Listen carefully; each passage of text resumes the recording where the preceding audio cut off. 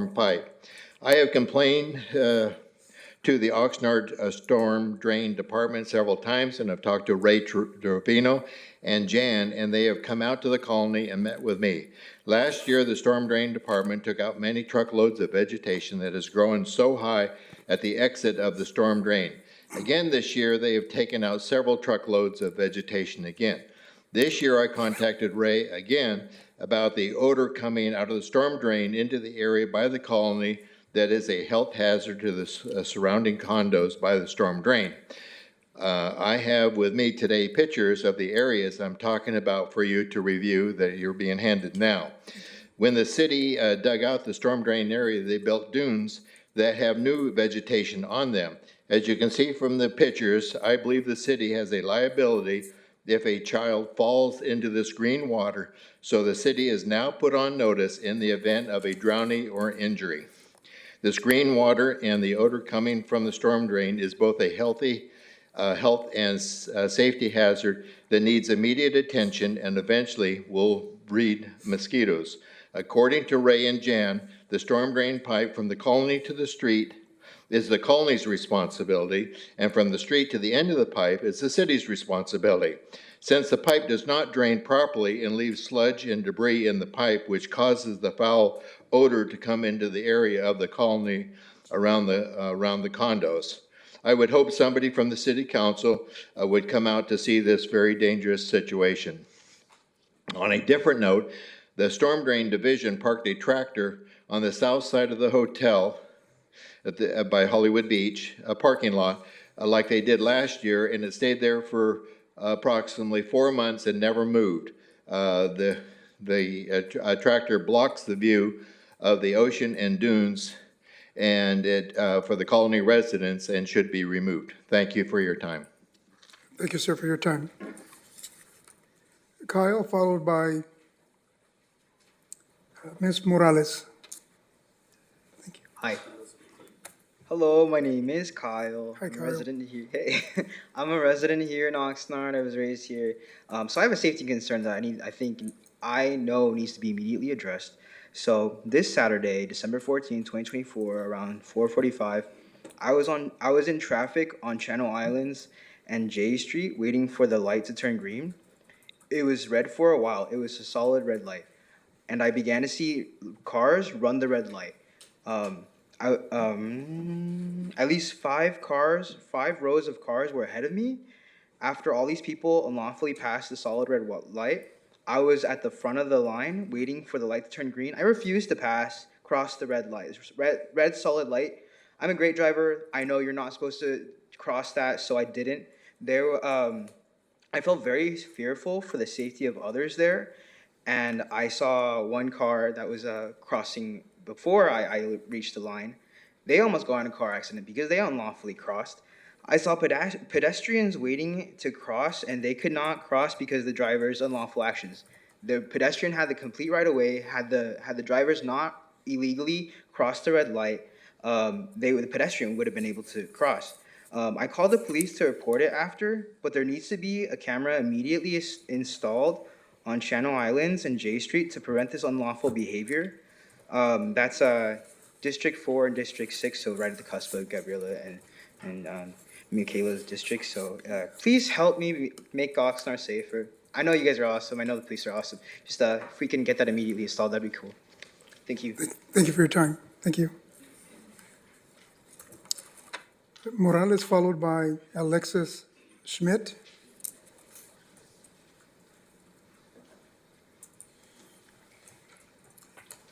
Hello, good evening, everyone. Good evening. First of all, congratulations to every single one of you. I stand before you today to speak on the behalf of the president or the residents of the great city of Oxnard, urging all of us to work together for a greater good of our community. As representatives of our citizens, you have a shared responsibility to create a city that thrives, not just through individual efforts, but by collecting and uniting as one effective and efficient team. An effective organization, whether it's in government, business, or any other sector, it thrives with clear communication, We must ensure that all departments, offices, and leaders are united, sharing vital information, aligning with each other's and everyone else's goals, and avoiding strife and/or duplication of efforts. Equally important, it is the ability to collaborate with respect. Each of you brings unique skills, perspectives, and resources, and we must respect each other's experiences and work towards a shared vision so you could harness a potential and collaborative so you could harness the full potential of your collective knowledge. Together, you could address challenges more swiftly and efficiently. Efficiency is also paramount. You are entrusted with the responsibility to manage taxpayers' resources wisely, and that means finding initiative or innovative solutions to provide our city services while reducing waste.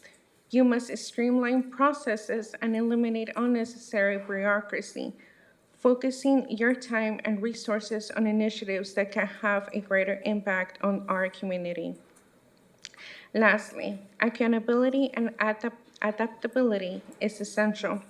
As you navigate changes and face new challenges, it is important to be flexible and empathetic to new ideas and solutions. Only by adapting to the needs of our city and our residents will be able to continue to grow and improve.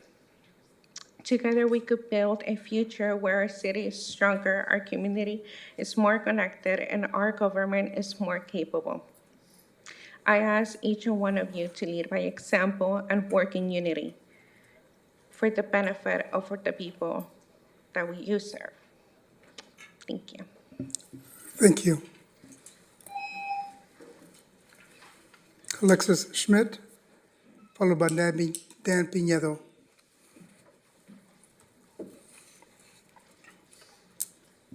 Hi, Hi. I'm Alexis. I live in East Village, and so I have a few things I'd like to share in light of last week's meeting. And the first thing is that I want to share why I voted for Mayor MacArthur. And so my mom ran for the water district at the same time. And so I think I had more exposure to him and his campaign than the average person probably did. And I was impressed by everyone's professionalism. And one night I was fixing a campaign sign that would not go in the ground. And one of Luis's campaign workers pulled over to help me put the sign in the ground. And that's what convinced me to vote for him because the fact that he surrounds himself with kind people who value community is something that I find trustworthy, and I respect that. And so the second thing that I wanted to say is that there has been a lot of support for some people from outside of Oxnard, and I'm concerned about how these outside people have been able to influence our election, and I don't think they could really know what people in Oxnard actually need, since they don't live here. And so I would hope that these external supports don't become too influential on the decision-making process of the council. The last thing I wanted to comment on was the suggestion that the committees be eliminated. I can see how the committee situation seems bureaucratic. However, in a city with over 200,000 people with so many different needs, the council committees help to streamline the process of representation since they provide another space for public conversation and participation, which I have seen and learned that it increases trust in our local government. So that's all. Thank you for your time. Thank you. Thank you, Alexis Schmidt. Mr. Dan Pinedo, followed by Doug Portello, please.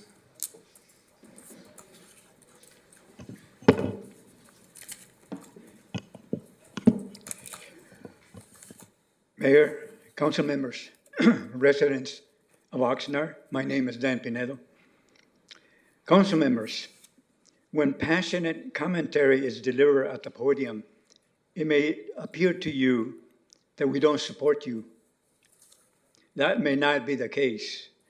I, for one, hope for the best for you and from you for the benefit of the people that you represent and serve. Mayor, council members, stay true to the oath that you took. I take this obligation freely, without mental reservation or purpose of evasion. Mayor, council members, consult with Mr. Fisher for legal and decorum advice. He is your city attorney. Remember, as you serve our city, integrity, honor, and most of all, your legacy as Oxnard City Council members matter. On a side note, happy birthday, Micaela Perez. Thank you for the opportunity to speak. Thank you, Mr. Pinedo. Doug Portello. And he's our last speaker unless there's somebody else that is taking their time coming up here. But go ahead, sir. Okay. Good evening, Mayor Pro Good evening. Tem, City Council, staff, and the public. I think probably enough has been said about that last meeting. I don't need to add anything more to that. But I think over the last 4.5 years, I've been kind of identified as probably one of the harshest critics of City Hall. It's because I care about Oxnard. I love Oxnard. I've lived here 38 years. And honestly, I just didn't have enough time or interest. Shame on me for getting more involved previously. But when I retired, I noticed in my neighborhood, and I live in North Oxnard, and a lovely neighborhood. I live in the Carrillo neighborhood. And one of the reasons I moved there was so lovely. It was so nice. And we saved, and we didn't have anything but a crate. And the first thing we bought was a washer and dryer. Then we had to have that. But, the reason we're all here is because we love Oxnard. Yeah. And I know it's difficult, and I worked in a hospital, a large institution, and change is difficult for people. And I think right now in Oxnard, we're evolving and we're having change. And we get a lot of excitement, but we also get a lot of friction. And, I'm very vocal. I don't pull any punches. I say what I mean, and I mean what I say. But there have been opportunities, even with people that wouldn't be my first or second choice, even my third choice, and I haven't always been satisfied with the level of service that I've seen from my elected officials and city staff. But there have been opportunities where I've been able to work with those people. And I'll give you a few examples. One of them was when I started doing the landscape restoration project, I worked with Marvin Boos. He was actually part of my project. And Marvin had a birthday, and he'd go all around Oxnard. And one day, it was his birthday, and I thought, I'm going to go out and work with Marvin there. And there was Gabe Turan. So Gabe Turan and I, we worked together that day, at least for a couple hours, and it was great. Another time with that same project, the director of Parks, who was picking up my green waste, Parks Department was picking up the green waste our volunteer effort was creating, and they said, well, we don't have the resources any longer to pick up your green waste. So I wasn't going to stop my project. I wanted to see it through. So I contacted the mayor. And Mayor Zaragoza put me in contact with Environmental Services. And for a couple of times, they came on their route and they picked up the green waste. And that worked lovely. Actually, he got out of his car one day. I was on Ventura Road across from the Fremont Shopping Center. And he stopped and he got out of his car and he came over and he thanked me for the volunteer effort that I was doing. Because, I didn't have a landscape maintenance technician on my bucket list, but I could probably do a pretty good job with Mariposas. So there are opportunities that we can work together. So thank you. Thank you, Mr. Portello, for your time. Madam Clerk, are there any other speakers on? Mayor, that concludes our speakers on items not on the agenda. Thank you. The next item on the agenda is item F. This is the report of the city manager. Nothing except happy holidays. Thank you. Okay, that was a Short report, thank you. The next item on the agenda is item G. This is where City Council, the Housing Authority, Successor Agency, Financing Authority, Business Committee reports. At this time, a member of the legislative body may make a brief announcement or make a brief report on his or her activities. Further, members of the legislative body may request to schedule consideration of whether to place an item on a future agenda. The legislative body cannot enter into detailed discussion or take action on any item presented during this report. The member's report shall not exceed 3 minutes unless additional time is granted by the presiding officer. Do any council members have any announcements or anything they'd like to report? Yeah, well, how about we start to the right and move this way? That's okay? Nothing to report. Okay. Councilmember Starr? Thank you. So I attended the annual corporate meeting of the Association of Water Agencies of Ventura County, where I had an extended conversation with Lynn Mulhart, who serves as an elected board member on the United Water Conservation District. And I'll tell you, he's a very bright man, cares deeply about the aquifer, which is something many of us don't take for granted, or I don't take for granted anyway, or I do take for granted, many of us do. I believe it might be worthwhile at some point for Mr. Mulhart or the agency's general manager to address this council about increasing the availability of water, because I think that's a long-term concern here. Secondly, I visited the intersection of Roosevelt and First Streets, where there was a traffic collision this past Friday between a vehicle and a bicyclist who was seriously injured and transported to the hospital. I don't know whether he made it or not, but he had critical injuries. One of the things I previously noticed in La Colonia is that there are many blind intersections where it's difficult to see oncoming traffic as you creep into an intersection, and that particular intersection has stop signs on First Street, but does not have stop signs on Roosevelt. So people in the neighborhood have mentioned that there have been quite a few accidents at that intersection over the years.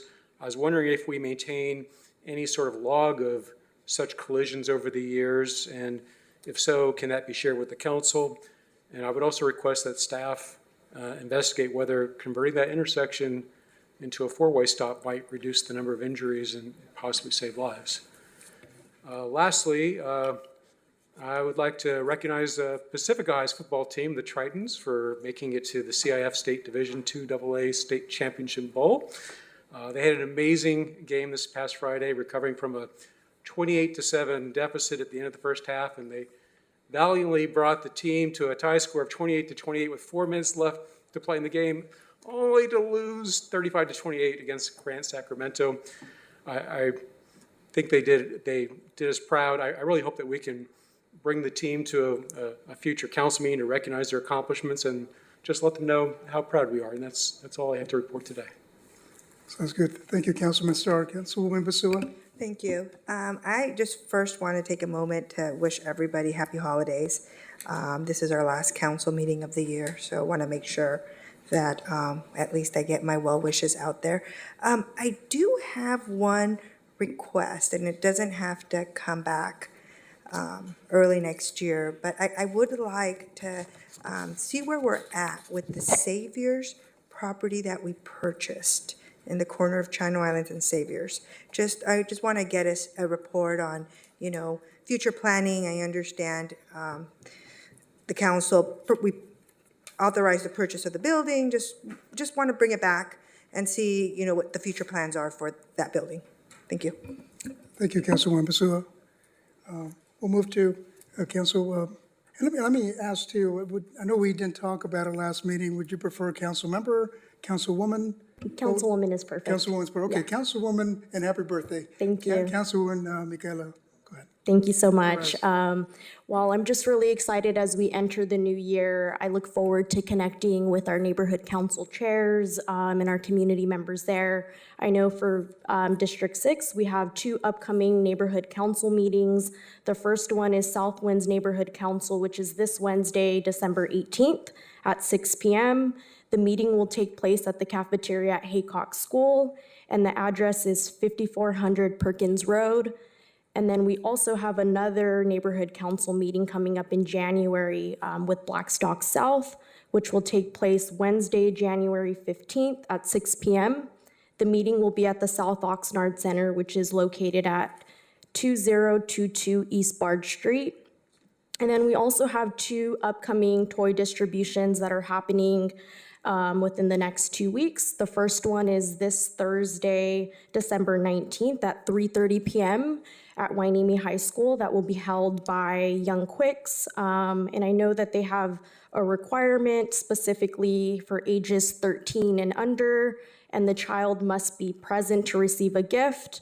The Port of Hueneme is also having their annual masa distribution and toy giveaway at South Winds Park on Saturday, December 21st from 9 a.m. to 12 p.m. Again, I'm really excited to connect with all of our neighborhood council chairs in the new year to really talk about concerns and needs of the community. Thank you. Thank you, Councilwoman. Councilmember Paparillo? Thank you, Mayor. This evening, Cal Giesler Neighborhood Council is having a neighborhood council meeting. I hope that there is a good attendance at that meeting tomorrow night. The Oxnard Dunes and Rose Park will have neighborhood council meetings. Both of them are well worth attending. I hope to be at both. I am looking forward to possibly a report in the future with respect to the electronic voting that we used to have up here but has broken down, when we can expect to get that back. I've been contacted by a resident in Fremont South, beg your pardon. Past chair, very active member of the community, the first individual that brought an issue about the soil and possibly an issue with the soil that was stored there. The soil and tarps were moved today, but there was an issue with respect to the dust that was going over the armory, where those that are housed, basically the homeless, were having to deal with that. My request, and I told him I would ask it, my request is that before this goes 2 days, we check the dust that's on the street and we check the soil so that there is no problem in the future going forward with Wilson, Fremont North, or any other neighborhood in that area. The reason the soil was moved, there was some contamination in the soil. The last thing, again, not the last thing, beg your pardon. I wish everyone a happy birthday. This was a very sad day, and my total condolences to the city clerk and her family. But I would also like to state something that I heard last meeting that I didn't address, but I believe needs to be addressed for myself. When we discuss that we want to increase the education of the community, make the schools better, improve all of the things having to do with educational, we need to realize this is a civic government. This is not an educational government. They have their own boards. They have their own taxing entity. They have their own decisions, whether they spend the money in the right way or hold people accountable. The city council is not involved in that. The taxpayers should not be led to believe that the funds that the taxpayers pay to the city of Oxnard takes care of the educational system. Thank you very much, Mayor. Those are my comments. Thank you, Councilmember. Mayor Pro Tem? Thank you, Mayor. Just some quick items here. We had last week, last Wednesday, the River Park Neighborhood Council met for their December meeting, and they had an important item which went to a design development review today. So I just wanted to thank the Neighborhood Council and their executive board and all the residents who took the time to go to that. They could have been here with us that night, but they stayed in their neighborhood to do some important business, so I appreciate that. Former Mayor Zaragoza and I attended the birthday of Ruth Zavala, who is a resident of District 2 in the Carriage Square neighborhood. She turned 106 years old just a few weeks ago, and many of her family were there, children, grandchildren, great-grandchildren, but also some of her siblings were there. And I won't guess how old the youngest was, but the baby sibling was there too. But it was great to see so many generations in one home, but also just a reminder of the longevity we have of many of our residents, and appreciate our Senior Services Commission and Recreation for recognizing Ms. Zavala and her 106th birthday. Councilmember Perello already mentioned it regarding the dirt stockpiles being removed from the Ventura Road property owned and maintained by the Department of Airports. And I appreciate him bringing up the question that was asked. And I anticipate that the Department of Airports will work with our staff to address that. Before I finish up here, just a quick item as a follow-up from last week. At the last special meeting, there was a request by Councilmember Starr to place something on a future agenda item. I just want to use this time to state for the record, because it is the time we'll talk about future agenda items, that he had mentioned our council member procedures manual and stated that on page 11 that the mayor can bypass committees and place something onto the agenda. In reviewing page 11, it does state that each request can be bypassed, but it states at the discretion of the mayor and mayor pro tem. So I just wanted that to be made clear in case somebody did go back and look at that. And I do, as a professional, and courtesy to Councilmember Starr, absolutely, we can have that on the January 7th agenda for a discussion on what he had requested about potential for eliminating the council member committee system. So just wanted that stated for the record so everybody in the public knows that I'm fine with that, and that's the procedure.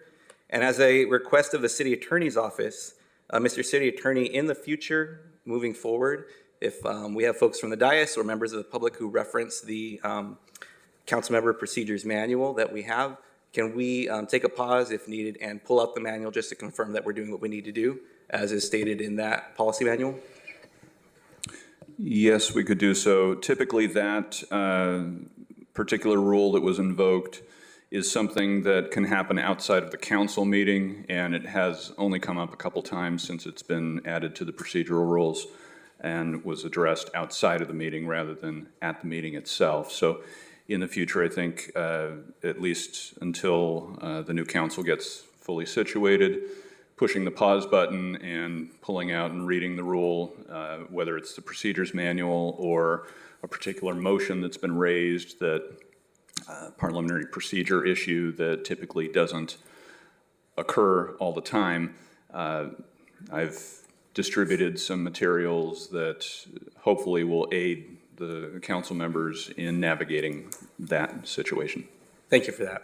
And as was stated by the city attorney, these are conversations that can certainly happen at the meetings, but we're allowed to, Mayor, sit down with the council member making a request outside of these meetings too, and then bring it to a public meeting later. So, and the last thing, I just have Diego, if you wouldn't mind, queuing up a slide that I requested to have here, if you'll indulge me, Mayor.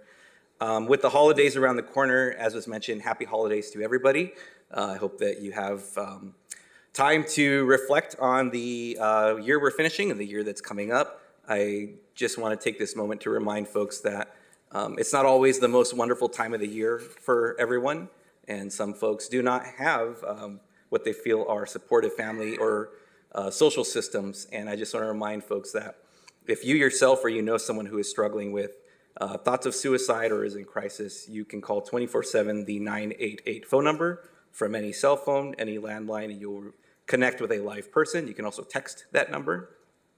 Locally for Ventura County, you can see there the crisis referral line for anyone you feel is having a mental health emergency, and then anyone who feels that they would like to seek help or know someone to seek help with substance use services. That is the number there, the 844-385-9200. So just wanted to take that moment to give that reminder to folks that we can be supportive of everyone and ourselves in this holiday season and all year long. So thank you, Mayor. Those are my comments.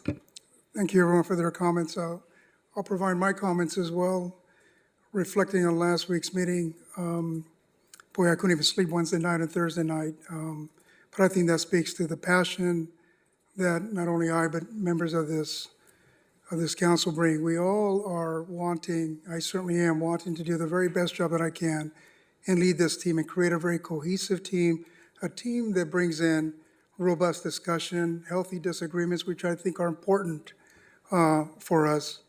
Certainly in my request to have Mayor Pro Tem sit next to me to my left, he shifted our council members, and I certainly didn't mean to upset Councilwoman Basua, but reflecting on it, I don't want to create a distraction from what is the important job of all of us. I think especially for me, I think as we get older, we realize that I certainly am here to make this city better for all of us so that we have a great quality of life for not only ourselves, for all of you, for our kids. And that's what I'm determined to do here. I made a quick, I listened, I reflected, I heard the voices of the public. I made a small correction with, certainly with the willingness and both Councilmember Starr, thank you, and Councilwoman Rodriguez, thank you. We made a change in the seating arrangements here, but I'm certainly open, and we will put this out for a later time, to potentially consider in our procedures manual.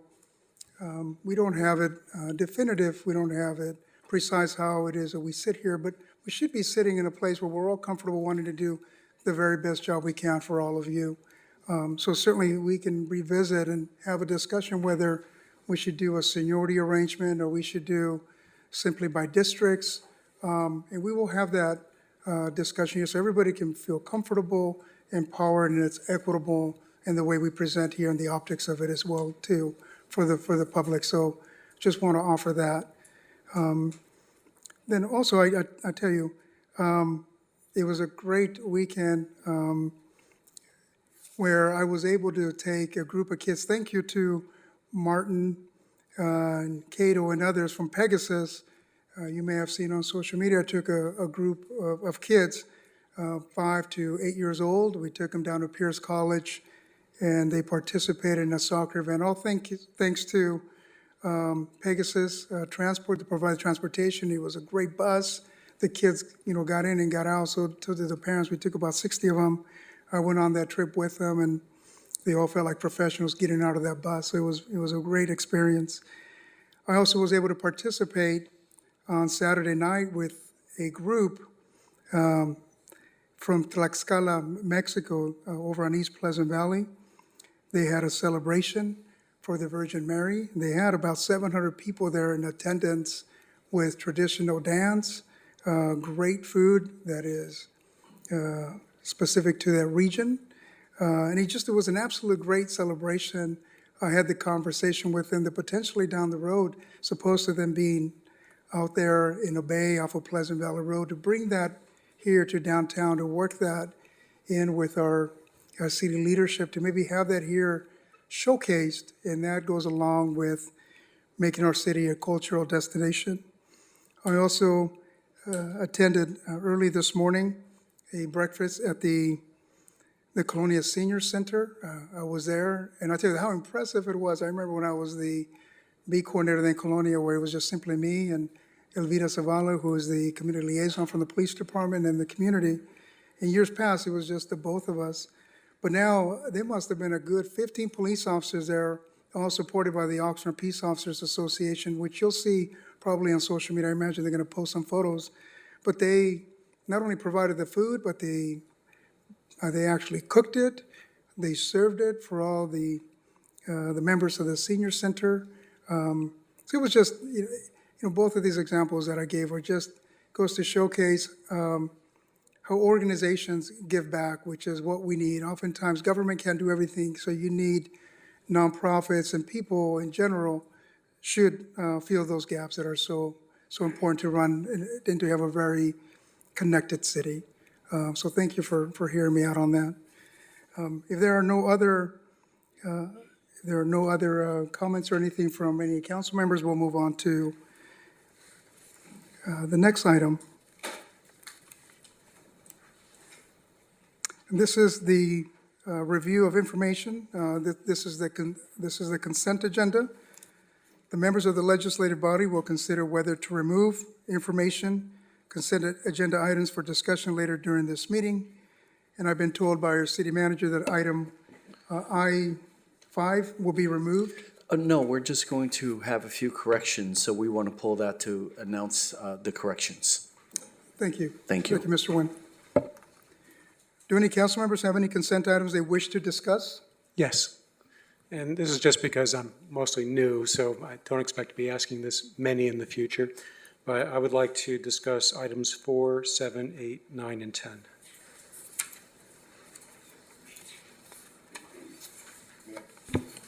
I'd like to Yes, discuss Councilmember 4, 6, and Cuervo. 9. 4, 6, and 9. And Mayor, I must abstain from the Housing Authority item 4, Must abstain from which one? from item 4. Okay. Yes, Mayor Pro Tem. And I will need to recuse myself from voting on item J9, the agreement with the County of Ventura and other agencies, simply because of the nature of the work that I do, including professional work for the County of Ventura, just as an abundance of caution to not vote on that agreement. Which one's that? J9. And I apologize, also number 11.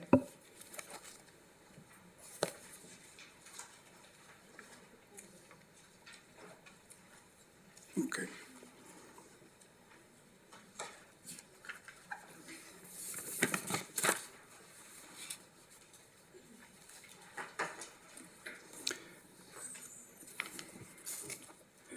At this time, we're going to move for public comments on information consent agenda. At this time, a person may address the legislative body and only on matters appearing on the information consent agenda. Are there any, Madam Clerk, are there any speakers on any of these consent items? Mayor, we do not have any comment, no request to speak on this item. On these items, sorry. Thank you. If there are no additional speakers, what is the pleasure of City Council for the city items on the information consent agenda? So at this point, would we vote on the ones that we don't have any issues with on, and then we'd open up for comment the ones that we want to discuss? Can you provide some clarity, City Attorney? So, thank you, Mayor. Generally, the way that the council has been addressing this is sometimes council members wish to pull an item just to make a comment about it. Sometimes they want in-depth discussion. Sometimes they just seek a clarifying question. So if it's beyond a clarifying question or a comment about, how good levee improvements might be, then I would recommend that you get those types of comments out of the way, and then the consent items could be voted in one block. But if there is truly a discussion about whether to move ahead with an item on the consent agenda, then that item could be pulled and action separately taken on it. Thank you. Yes, Mayor Pro Tem. Just as a question for our city attorney as well, Councilwoman Basua and I have announced that we would need to recuse ourselves on a couple of items. Typically, if there's not extended discussion, I believe for info consent, we can remain in the dais, but if we get into discussion, do we have to step out for that particular item?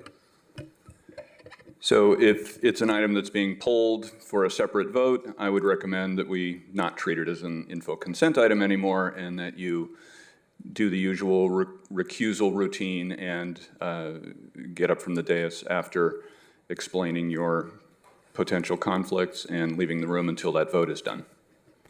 But if there is not a separate vote, then you just don't participate in that discussion for that item. City Attorney, at this time, can we, what's the advice on discussing the items that council member, that he brought up about, that he's got some concern, needs some clarity on? So, Mr. Mayor, I think mostly it's questions, and perhaps if but the questions are cleared up, there's no other action I would request, but mostly I'm trying to get a better understanding of how things work, and hopefully these questions will help me understand better what's going on. Okay. City Attorney, can we bring up the? So perhaps, since there may be some lengthy discussion on this, maybe if you take up the items that have been called out for questions or other potential action, and have the persons who are recusing themselves from that particular item to get up and leave the room, just to be safe and get it out of the way. If what Councilman Starr is saying is that it might turn into something more than just questions. Well, I think he's indicated he wants some clarity on some of the questions that, or some of the items that he brought up. Is that right, Councilmember Starr? So why don't we start off with my just asking some questions, and then maybe we'll play it by ear at that point.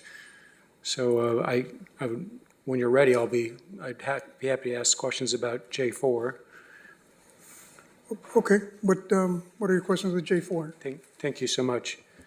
So this is the, I'm sorry. So do I leave the room?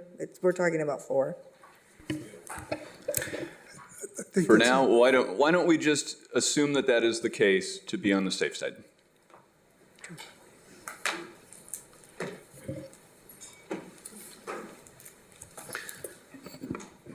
so I'm trying to understand this U.S. HUD rental assistance demonstration application a little bit better.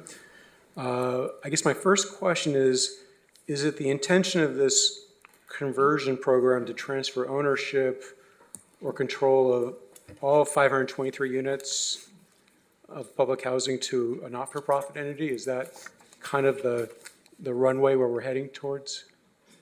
Emilio Ramirez, Housing Director. No, sir. The intent is to convert the public housing program from a structure in which the Housing Authority for the City of Oxnard owns the property and operates it under trust of HUD, where HUD then subsidizes the operation of the apartment complex, given that the rents are low because of the way that the public housing program works. The conversion allows the property to be operated by the housing authority or whatever structure that we convert it to, but in this case, the housing authority, to a market rate rent structure where it is then supported by a Section 8 voucher versus a public housing operation. The Section 8 voucher pays market rent to the housing authority. The housing authority incurs the rent revenue versus having to wait for the HUD public subsidy for operation of the apartment complex. That is what the conversion is about. Okay, thank you. And there's mention in the report about how this allows public housing authorities to leverage public and private debt and equity to reinvest in the public housing stock. And my question is that, given that those debt and equity holders will want a return on their money, will this require that rents be raised on these units, and will that make housing less affordable for the people that are there? Yes, when rents will be raised to a market condition. And that rent revenue is what would allow the service of debt, whether that's a bond or a loan or something. The rents that are then being paid allows for that service of debt and allows for us to manage it as a private operation. So from the first part of your question is yes, rents get raised. Second part of your question is that the tenants do not feel the increase in the rents because the Section 8 voucher covers their need just as if it was public housing. So instead of it being a public housing rent structure, it is a Section 8 rent structure. The difference is that instead of HUD sending us a subsidy to mow the lawn and et cetera, we collect the market rent and then are responsible for our own operation of our own apartment complex.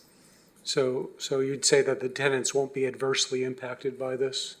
The tenants will not be adversely impacted at all. They don't have to move. They can transition in place. For that matter, it should be a benefit to them in as much as right now we do not have the ability to cost for major improvements to the apartment complexes that we own because we are subject to the continuing subsidy from HUD. And we have to wait for a 5-year plan to, say, make improvements to the HVAC system. In this case, we will collect the rent and we can make those improvements. Secondly, the tenant now has a Section 8 voucher known as a housing choice voucher. The housing choice voucher, the basic tenet of it is that they have a choice, which means that they can take the voucher and go anywhere in the United States. In public housing, they're not. If they move out of the public housing, they lose their subsidy. Okay. And some of these units that are upgraded, are there any cases where the tenant would be displaced for a while and have to find housing elsewhere, or is that some? That is a potential, yes. And if that is a need, then the conversion and the Public Housing Authority and HUD funds are required to temporarily or permanently relocate that person and protect their voucher status wherever they would go to. They can temporarily relocate to a different site and come back, or permanently relocate with a Section 8 voucher. Okay. And there was some mention about this funding could be either a project-based voucher model or a project-based rental assistance model. And I'm not completely clear on what the distinction is between those two, which one we are choosing and why. The Rental Assistance Demonstration Program, or RAD, is nomenclature to the idea of what conversion is. Conversion is essentially that we refinance it so that the local housing authority owns it instead of under trust from HUD. That's big picture. But the program itself, called Rental Assistance Demonstration, is just what it's called. The effect after conversion, whether it's via RAD or Section 18 or a myriad of other models for conversion, is that when at post-conversion, the tenant is now assisted by a Section 8 voucher, which is project-based. In other words, it's attached to a project specifically to that unit. Project-based. Okay. All right. And another question, I see that we're using a company called Low Income Housing Tax Credit Development Group, LLC, to provide us with technical assistance. I'm wondering if you could tell me what that technical assistance involves and how much they're charging us for this assistance, if that's known. Brenda, how much? What's the contract? And it's okay to say if you don't know right now, you can get it to me some other time. I don't have it memorized, but we have it. Okay. So the consultant that we procured, which we procured faithfully, responsibly with, thank you, with through the use of HUD funds and et cetera, is called LICTH. Okay, so Low Income Housing Tax Credits. They are helping us to assess the refinance model, to assess the improvements, the construction cost, the application to HUD. They're going to submit the application, assuming that you approve today, which is due on December 31st. So they're helping us with all of those models. The agreement with LICTH was approved by the Board of Commissioners on November 14, 2023 for an amount of $50,000. Okay, thank you. That's all my questions. That's very helpful. Thank you so much. Sure. Thank you, Emilio. Thank you very much for I have that. questions on 4. Yeah, absolutely. Thank you very much, Mayor. I appreciate this. I know that there's a need, Housing Director. But what I would like to know, in the movement from one agency to another, how does the verification of the legitimacy of the people involved, how is that verified? Is it federal government, local housing authority? How is it re-verified? I know that there's a tremendous amount of want in this neighborhood, in this community, nationwide.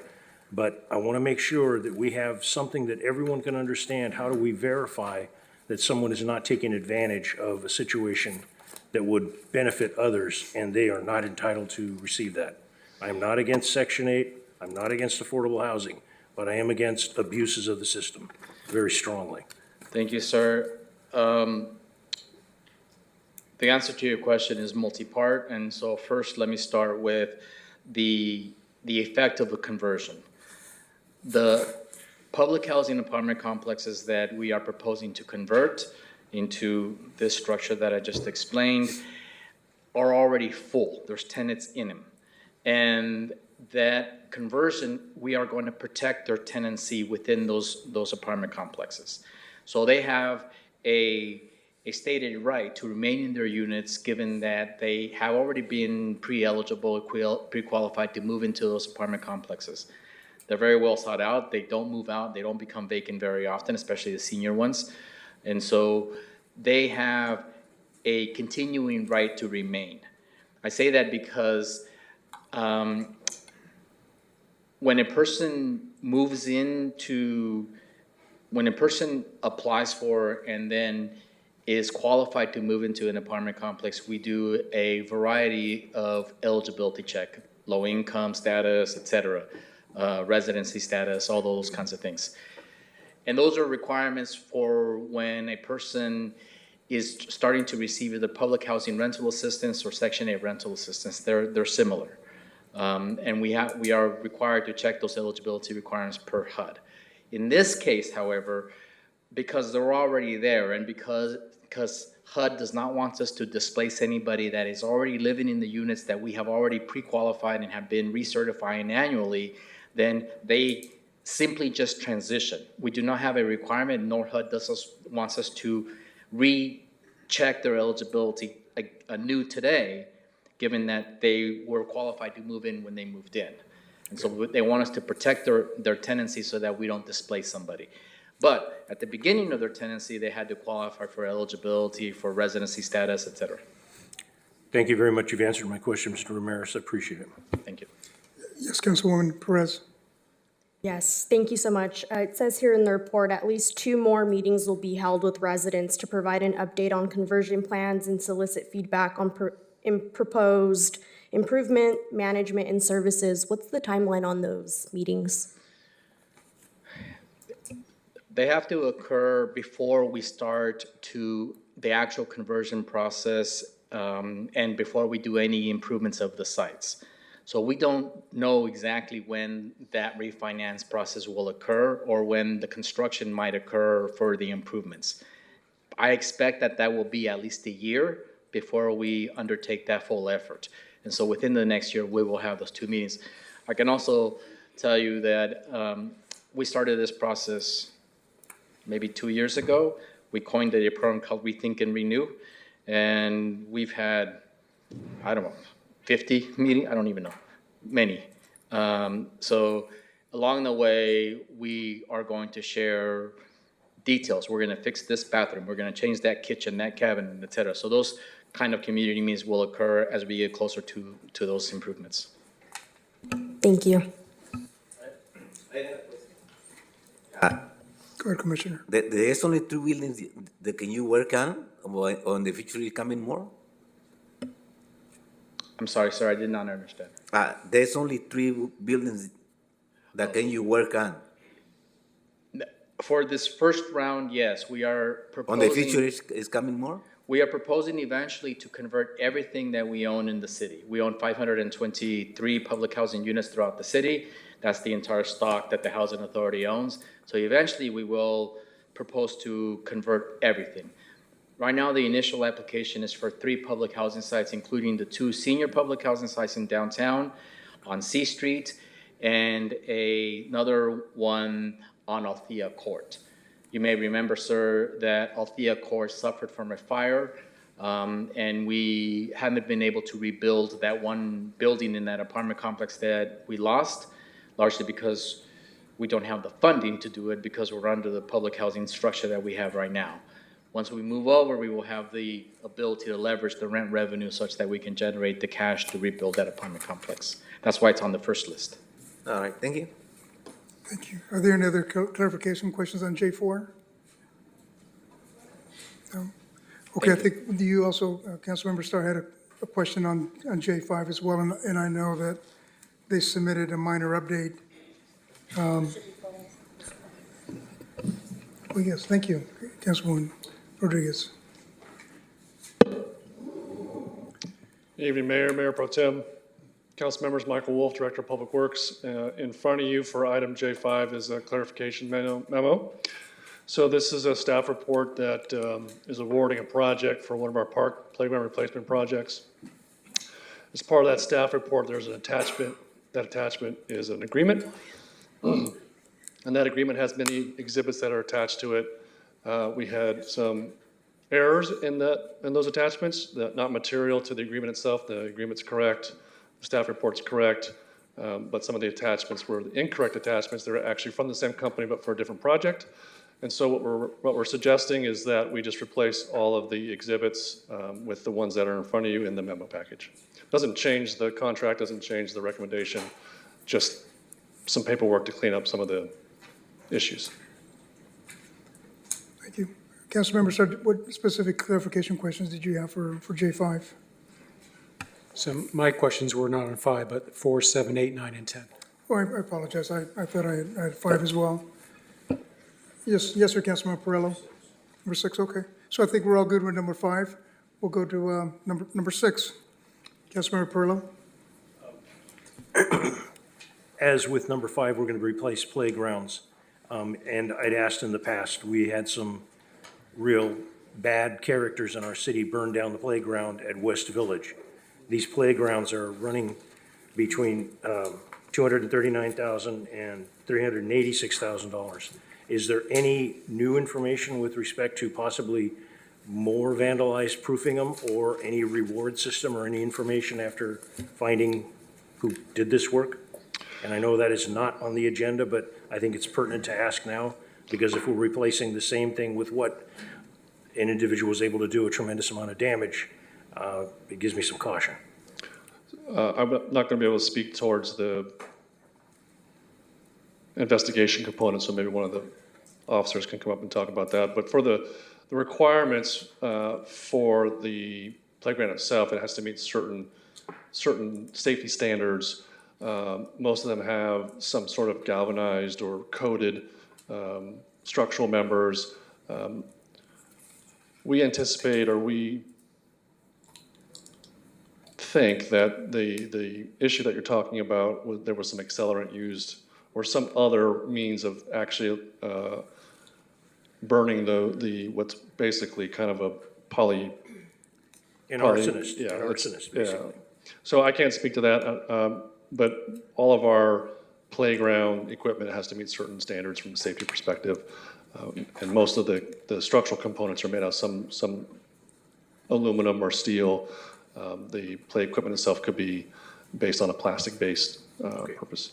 But maybe if you want to talk about the investigation, I'm not able to speak to that. And I understand that. And I don't know if they can talk about it either, but I hope that this council does not forget that, because if they have taken the opportunity to go to West Village and seen the damage done, it's extremely significant. And with respect to the changes that you want on 5, do we need to have a separate motion to put those changes in, or just approving the item? So my recommendation would be that the motion for the consent item include the fact that we're going to include these changes. That'd be my recommendation. I'm satisfied with my, thank you very much, Mr. Wolf. Thank you, Mr. Wolf. Councilmember Pro Tem. Thank you. Mr. Wolf, just looking at the agreements and the attachments in the staff report, it seems that when we've done playground projects in the past, we've had some inclusive features. Do we know, just kind of off the cuff, if we'll have some inclusive features in these playgrounds that are before us on in the info consent items? I see Mr. Hallett's walking up.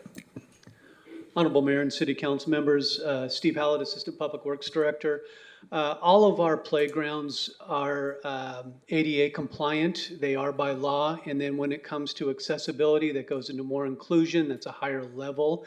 Yes, all of our playgrounds do have inclusive components. That's part of the bid component. So things like inclusive swing, we're moving to put inclusive swings in all of our playgrounds, as well as ground level activities and other such items for full inclusive activities.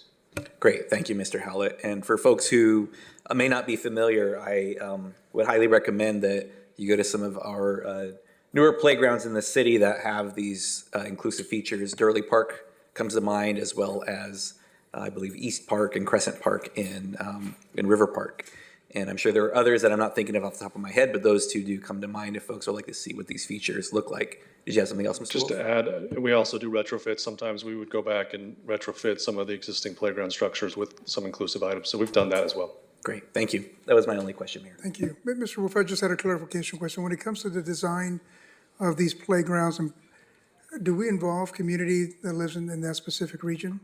Yeah, so Mr. Howlett or some of his team members would go to the neighborhood council and show some examples of different elements that could be used for the playground. Now, we have to be relatively careful about how we include that information in our bid packages and not specifically stating one manufacturer over another. But yeah, we certainly include input from the community in terms of normally neighborhood council meetings. Yeah. What is what they, thank you very much for that. Any other questions on J6? Council members, no? Okay, thank you. Councilmember Starr, you had, I think, a question on J7. What's your question? So several questions. Okay. I did notice that there was only one responsive bidder, and I'm just wanting to get a better understanding of what efforts are made to obtain additional bidders. So we go through our procurement process, which would be putting it out on the city's website, procurement websites. So we would go through that standard. If it's required to be put in a localized newspaper, we would put the advertisement in a localized newspaper, depending on specific requirements of maybe even the funding source. So we typically go through the required notification process, whether that's our city website for procurement, a procure website, and I'm blanking on the name of that website, and then newspaper notifications. Do we ever reach out to just known vendors that provide these services? Because sometimes, I mean, I don't know about you, but when I look at newspaper ads, these tombstone ads I don't really notice them that much. So we typically want to make sure we are consistent with the purchasing policy. So the policy if the policy allows for that, then our purchasing folks will do that. There are certain instances where we can't just go to one, as you can imagine. Right. So to the extent that our purchasing policy allows that, we would reach out to the different vendors, especially if they were somebody that is a previous vendor as well. Right. And I noticed that, so this is a $1 million blanket order covering 5 years. And so I assume that, of course, what the actual amount will be probably less in the end, unless, I guess, we ask for an increase. But what I'd like to see in this type of report in the future would be what the comparable level of spend would be for the previous periods, because I don't really have a good gauge as to whether $1 million over the next 5 years is it double what we were spending the previous 5 years? Is it half? Are we making safer? So that's just a request for the future. To speak to that, just to kind of put out sort of this perspective, is the spend amount is actually the budgeted amount. This is a purchase order, so this is like a hand in glove. So the council has authorized a spend amount in the budget. Mm-hmm. This is the mechanism that allows us to spend it. And so that information is more apropos to a budget conversation than a PO, but we certainly can put some statistics that kind of show the past purchases of similar style. Yeah, that would help, because right now I feel like I'm making a decision in a vacuum, and without any anchor point, I just have a hard time deciding whether this is like, it's $1 million, that's great, or it's $1 million, that's horrible. I just don't have any feel for that based on the information I see right now. One question I have is on the prices that are on the bid tabulation sheet. Are those guaranteed not to increase for the 5-year duration of the contract, or are there somehow adjustments later on? How does that work? So I'm going to bring up the person that has the most knowledge of the contract and whether or not there's a CPI adjuster in there.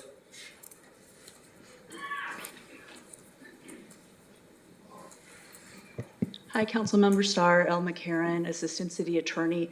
Typically with purchase orders, we hold them to the dollar amount for the entire time. Sometimes things might rise, you never know, and then they'll have to come back and adjust, and we will have to accept it, or we can hold them to the price.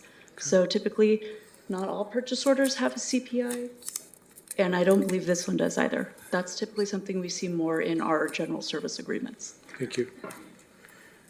And I can see that it'd be convenient to have a one-stop shop to obtain these supplies, but I'm wondering if that convenience comes at a price, and I'll describe what I'm looking at. So I did just a cursory search online for the price of decomposed granite, and in the first entry I saw showed a typical cost ranging from $38 to $75 per cubic yard, and I found other comparable sources in that range. But when I look at the bid tabulation sheet, I see $153 per cubic yard. And then when I look at landscape fabric, which I can get at Home Depot for like $34 for a 4-foot by 100-foot roll, the bid tabulation shows a much higher figure, $49. So what I'm wondering is, are we paying a price for convenience? I want to make sure we can demonstrate to the public that what we're paying is competitive and not overpaying. Could you guide me with that? Yeah, so one of the suggestions would be to make sure we're doing an apples to apples comparison. So just going and looking at Home Depot for, maybe some granite, decomposed granite, you got to look at our specifications. So our specifications could require to meet some sort of ASTM standard or some sort of requirement. So I guess I would not put a lot of emphasis on doing a comparison unless it's a truly apples to apples comparison. So without knowing, what your parameters you put in there, I couldn't speak to whether or not it makes sense from that perspective. I would say that part of what we're trying to do here is the responsiveness to our customers has been an issue that has been brought to my attention, at least in the 3 years I've been here. And so when we don't have these kinds of mechanisms that are in place that allow us to do this huge upfront procurement process to follow the checks and balances of our procurement process, we are required to do that for every single time we go out and buy something. And so when a customer or a client or a resident says, hey, you know what, we'd like you to fix X, and we say, okay, well, we have to run through 4 months worth of procurement for X, we're trying to put another tool in our toolbox to respond to those requests in a much quicker fashion. And sometimes those responses come with a little extra cost. Right, and what would be helpful for me as a council member is just to understand what is that premium. Sometimes it makes a lot of sense, but I don't have any way of kind of gauging what that premium is that we're paying for the convenience of going to just one place to buy everything. Okay, that's all the questions I have for 7. Sure. Thank you, Councilman Starr. Yes, sir, Councilmember Pearl. Thank you, Mayor. I have a question with that. Mr. Wolf, Director of Public Works, can you get a little more elaborate with respect to some of the jobs that we do, some of the locations, mediums, parks, wherever we are doing? Because it's a public entity, there is very specific types of material we can use. It isn't just, for lack of a little more silly, it's not going to the beach and getting a bucket of sand and putting the sand. We can't do that. There are very specific requirements that we have to meet, and if we don't, we have a problem. Can you get a little more elaborate, please? Right, and so I try to mention some of those certain standards that we have, whether they're safety standards or ASTM standards or certification requirements. And so, when we utilize material and supplies, whether they need to meet our city standards, whether they need to meet a certain Code of Federal Regulation standards, whether they need to meet an ASTM standard. So we just, like your example is a great example. We just don't get sand. It has to meet a certain requirement, it has to meet a certain health requirement, it has to meet certain certification requirement. And so those typically come with a little additional costs associated with those testing and certification requirements. And so that would be the example that I would give, is that exact same example that you talked about. Now, part of what you're talking about is if, depending on where we may use that. And so let's say, for example, we use that in a median, and we just don't send people running out in the middle of traffic to go install that. And the median requires traffic control, requires certain safety guidelines, things like that. So there's additional costs that come with working in the public right-of-way. There's additional costs that come with requiring them to have certified payroll, like they need to be able to meet the prevailing wage requirements. So the contractor or the vendor, in those kinds of scenarios where they're paying for salaries and wages, have to meet certain requirements. So we have all those protections in place, or minimums in place, or requirements in place, whether they are state procurement requirements or local requirements or local regulations. Thank you very much for the additional information. I hope it's helpful to my council members. Sure. We also, Mayor Pro Tem. Thank you. Thank you, Mayor. And just as another example, or just to kind of put a button on this or a bow on this, to Councilmember Perello's comment there in question, when we look at our road markings, for example, we don't have just house paint, and folks there just putting a stencil down for a stop and then painting over the stencil. There is actually, I believe it's acrylic and different options we have for the paint, but there's also reflective glass beads that are put down into that to set it to a standard that traffic engineering requires. And if we don't do those things, or we try to save money by saying, well, let's just what's it matter? Let's just get some water-based paint. We'll lay it on the street there. Are there some liabilities involved in not following what the industry standards or the expected standards are for that? Right, and so that example would be the California Manual on Uniform Traffic Control Devices, commonly referred to as the MUTCD. That'll dictate all those minimum requirements in terms of reflectivity, types of paint, the material used, even the size of the letters, all those things get dictated. And if not, then we would certainly open ourselves up for potential litigation if something would happen. Yeah, there are certain responsibilities and obligations we have to meeting those standards. And to circle it back to this item, I believe that when we look at things like decomposed granite, we could certainly go to Home Depot and pick it up or buy it from someone, but there is a process for a reason and there are standards for these reasons. So I appreciate your willingness to share that in-depth information. Thank you. Thank you. I'd just add that, having been in public government for the last 35 years, I know there's a robust bidding process that takes place as well. So very comfortable with your report. Thank you very much.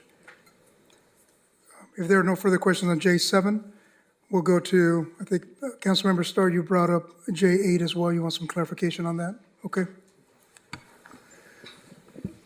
So this has to do with the agreement with North Hills Recycling for the on-call engineering fiber, mulch, and bark delivery and services. And I do note that we had an agreement prior with another company called Turboscape. And it did seem kind of strange to me that the incumbent vendor was unable to submit a bid that complied with the requirements. And so I'm wondering, maybe the previous agreement with Turboscape didn't include prices per single cubic yard. I'm just trying to figure out what happened where they weren't able to bid, because they could have offered a lower price, and actually they wanted to, I think. I wish I knew the answer to that question, because we welcome and want many, many bids. And so I can't put myself inside a bidder's thought process and why they weren't able to fill out the documents correctly or in conformance with the requirements. And so I don't really have, I can't speak for the contractor that wasn't able to fill out the information correctly. Okay, thank you. So so this is a one-year agreement for up to $500,000. And one thing that would be helpful for me as a council member is knowing, for comparison purposes, how much did we spend during the last 12 months with the prior vendor, for example. So I don't expect you to have that at the top of your head here, but that sort of thing would be something I'd love to see in future reports. I'd also like to get a better idea of roughly what the product mix was. You have a number of items here that are being bought, and I don't know whether it's typical that these items are spread by the vendor, they're spread by us, or blown in, I don't know. Good evening, Council. Anthony Miller, Special Districts Manager. So if I can address, I think the core of the question is what the product mix, meaning, for example, whether or not city staff or a contractor is spreading it and depending on the material type. Correct. Okay, so more often than not, these agreements, particularly for mulch and things along those lines, oftentimes are landscape related. This is particularly focused in on delivery method. Okay. And it's primarily for seeking efficiencies here. A lot of landscape companies don't typically maintain or have at their disposal a method of essentially blowing in this material. Mm-hmm. This solicitation was primarily geared towards large quantities of material in a very short period of time, effectively, which is what Turboscape, like you mentioned earlier, was quite good at doing. So in terms of different types and that method of installation, this was actually sought to expand upon our previous agreement, which was only for one particular type of mulch and was only for one particular type of method of delivery. We tried to just give ourselves some more options with the solicitation. So what was the method of delivery we had before? Was it all hand installed? Was it blown in? Or? It was previously all blown in. Okay. All right. And for the future, do you expect it's just going to be typically blown in, and there wouldn't be any just delivery without? Maybe we'd be installing it ourselves? I would have to speculate that we would likely be doing blown in with this, mostly due to the fact that the quantities that are typically ordered under an agreement like this are usually larger. It's for larger areas, and blown in is the most efficient way of doing that. However, in order to run the solicitation and give us as many options as possible, we included other categories. And do we ever spread the product ourselves with our own city staff, or is it always an outside contractor that does that? Would say there's nothing restricting us from doing that, and we have done it in the past with park staff or other divisions, yes. Okay. And I got a hold of a copy of the RFP, and from what I read, it appears that the city reserves the right to award more than one contract for the services being procured. And given I see that one company, Agriman, which is a local outfit here, since they offer significantly lower prices for the materials that are delivered, but not hand installed or blown in, I'm curious why wouldn't we also execute a contract with Agriman so that way we can take advantage of those lower prices if we ever have a situation where we just want the product delivered and we're handling through some other vendors or ourselves, either the hand installing or the blowing in of the materials. Sure. Again, Elle McCarran, Assistant City Attorney. And to that question, that is standard language in the bid packages. However, the bid package has to be set up to show a multiple award schedule. This particular bid package wasn't. It was based on the lowest aggregate price of whoever could provide all material. So right now we are trying to transition all of our bid packages for things like this and say maybe the landscape supplies to have more of a matrix, if you will. Do you know what I'm saying? Where we can kind of pick and choose who has the best. This was not bid that way, so then we get into an issue where if we're basing it on the aggregate volume or price of everything, there's a government code section that states we have to pay the lowest aggregate price in our bid. So we aren't able to go with Agriman this time. Right, and I noticed that in that aggregate bid, it seems like each of these items are given equal weighting effectively, even though we don't really have an equal weighting as far as the use of these products goes or the delivery of these products goes. Oh, in terms of maybe one gets used more than the other? Yeah. It's whatever staff needs. We just look at it Right. as a per unit price. Okay. Well, I guess what I hope in the future is if we do have a situation where one method of delivery could result in a much lower price, which is what I'm seeing here, I'm hoping that we can get creative with how we put together our bids so that we can take advantage of these lower prices. Because right now, it's the difference in price is quite stunning to the extent that it's just a delivery only, no installation. So I wanted to go back to the question you had before, because I think part of your question, I may be reading into it, is potentially setting up a sort of a selection-based criteria that has different weighted values, if you will. And when we do services like this, we're not allowed to do those kinds of weighted values. We have to do the low bid process. So we're not allowed to set some weighted value component. Now, later on tonight, we'll talk about a project where we have that process by which we're allowed either by state law or our local code and ordinance and our policies that allow us to have some weighted value. So I think that was potentially part of your question before as well. Right. So I guess perhaps in the future, if we can consider breaking up these purchase orders into pieces so that, if we put out a bid for one way of delivery versus another, I'm just, like I said, I don't like leaving money on the table here. If I can get something for less money, I'd love to be able to take advantage of that. So it's not a criticism of how it's done now, that's just how my mind thinks. Sure. Understood. Councilmember Rodriguez? I appreciate the thorough evaluation of how we're conducting business, but I also want you all to consider staff time and make sure that that we don't spend more time breaking things down so much to the point where, it has to be a significant cost savings, and I just think that as a council, we should really evaluate how much time we get into the weeds of any of this, and I appreciate the big picture and the purchase order. You gave a lot of description, and I appreciate the feedback, the cost impact, and everything else, but working at the community college system, sometimes even returning a shipment may cost us more staff time than it takes to just bite the bullet. And I guess it depends on how much we're talking about. I don't want to get into the weeds right now, just to consider. Thank you, Councilmember Rodriguez. Yes, sir. Councilmember Perlow.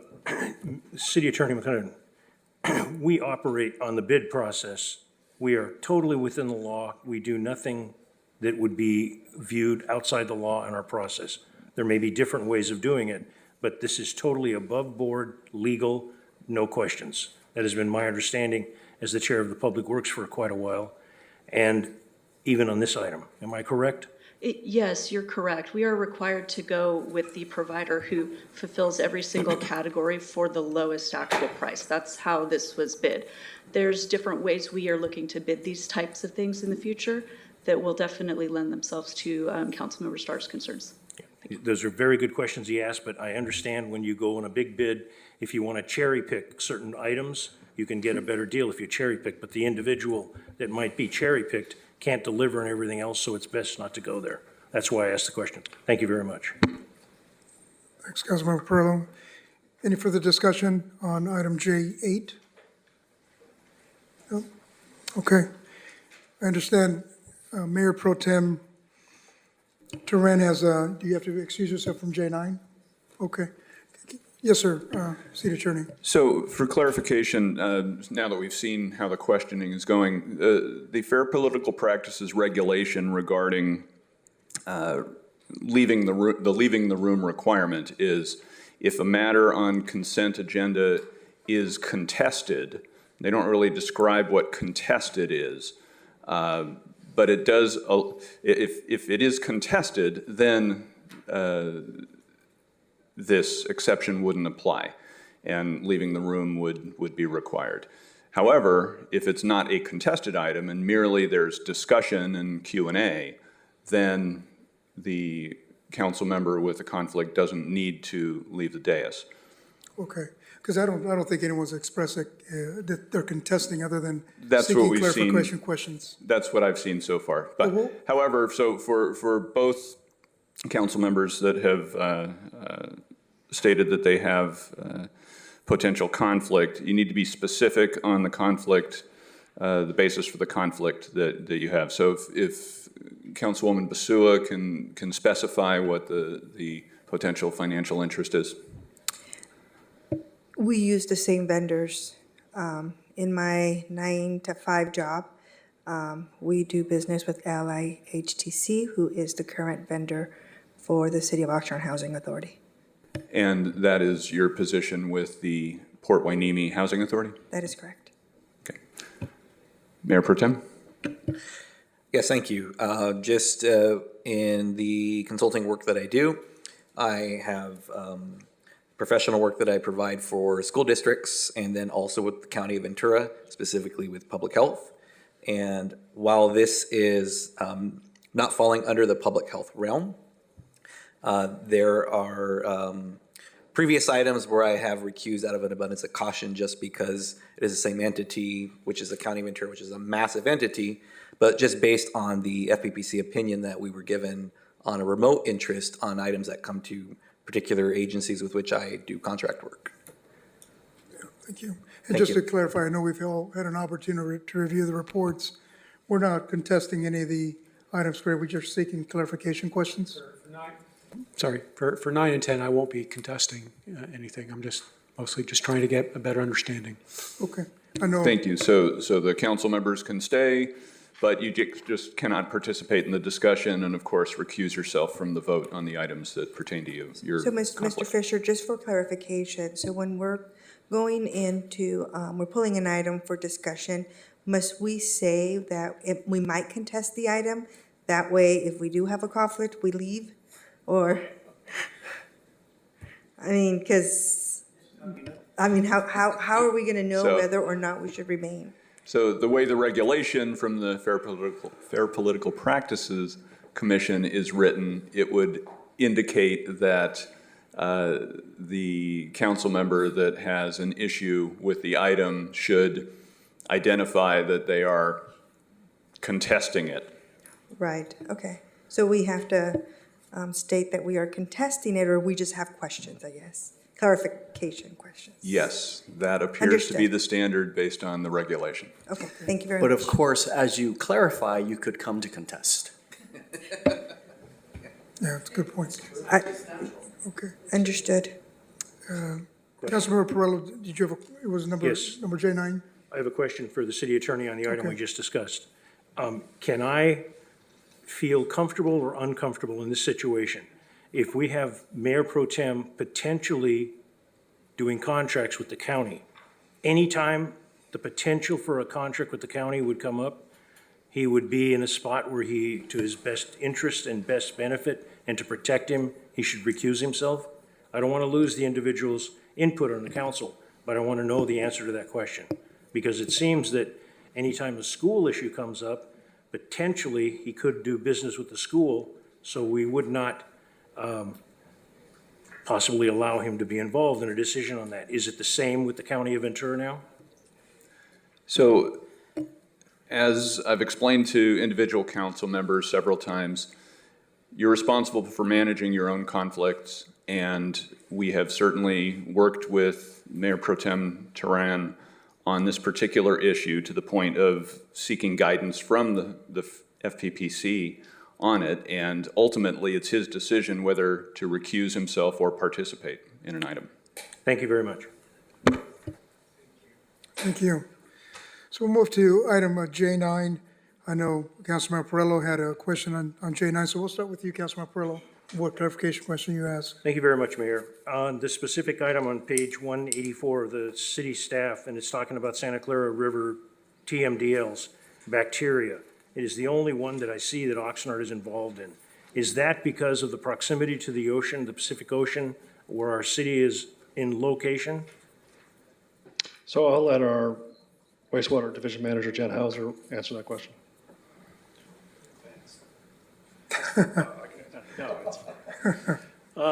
Good evening, Mayor and Council. My name is Jan Hauser. I'm the wastewater division manager.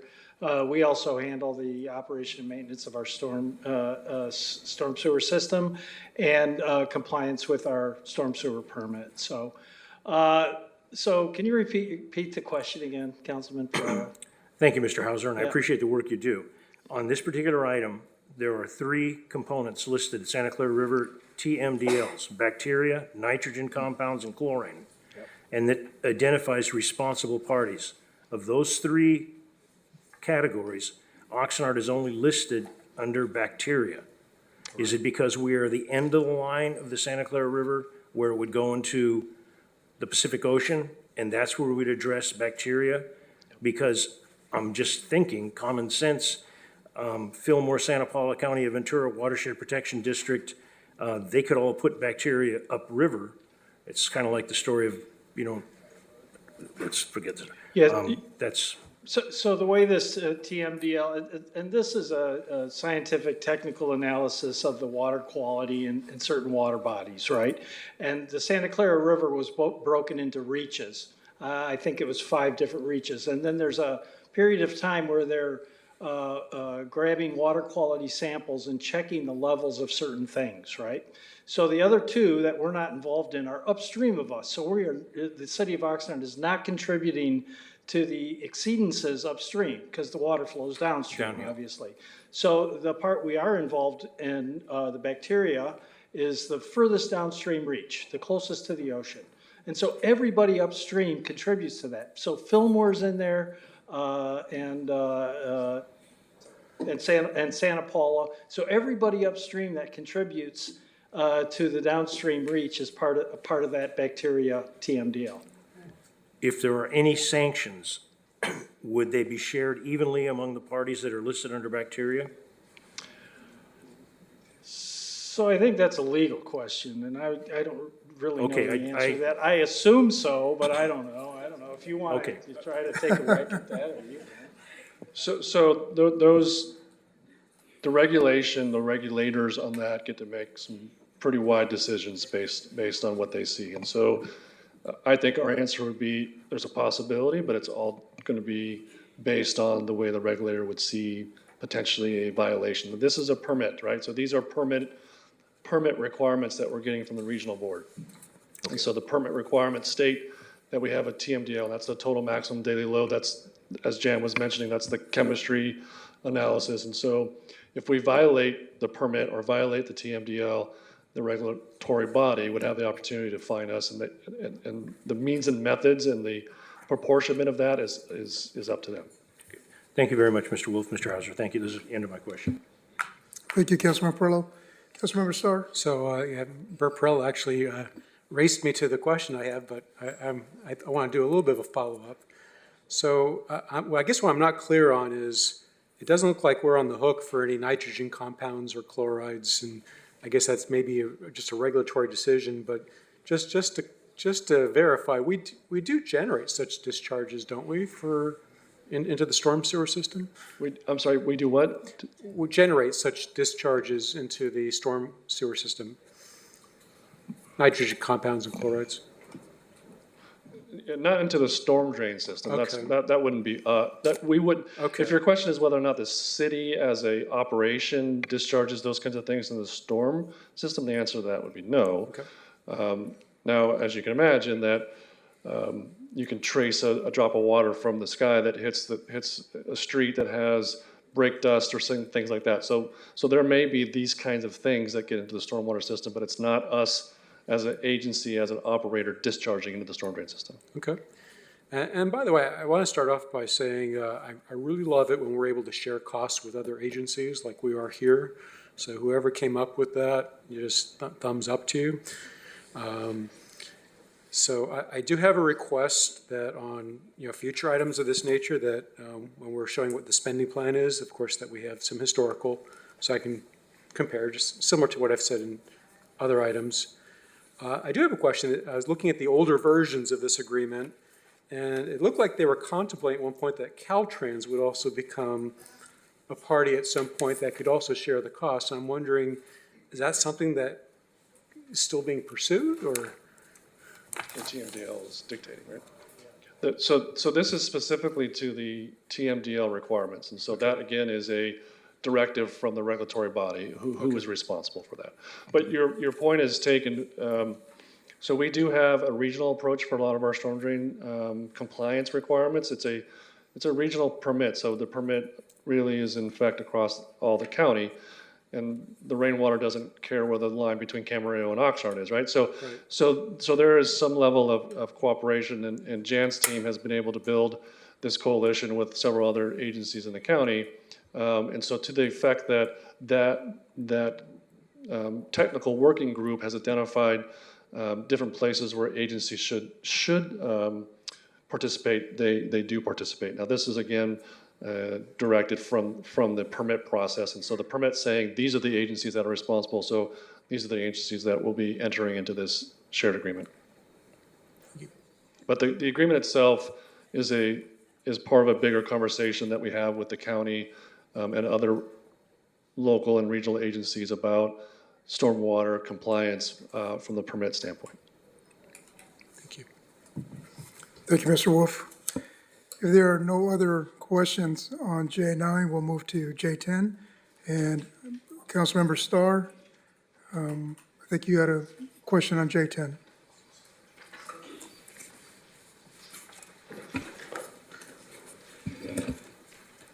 So this is more of a request for information in the future.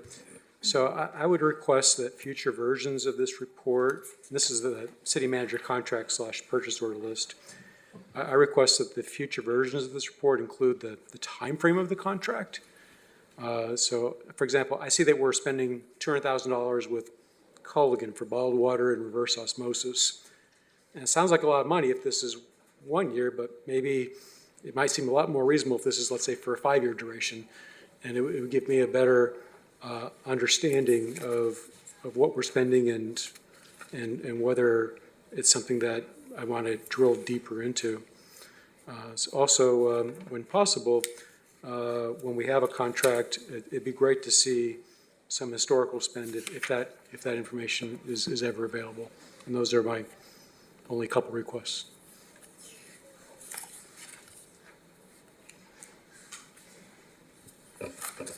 And thank you, everybody. You did a great job answering questions.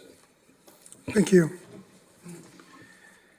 If there's no more discussion or any clear, I'm sorry, yes, Mayor Pro Tem.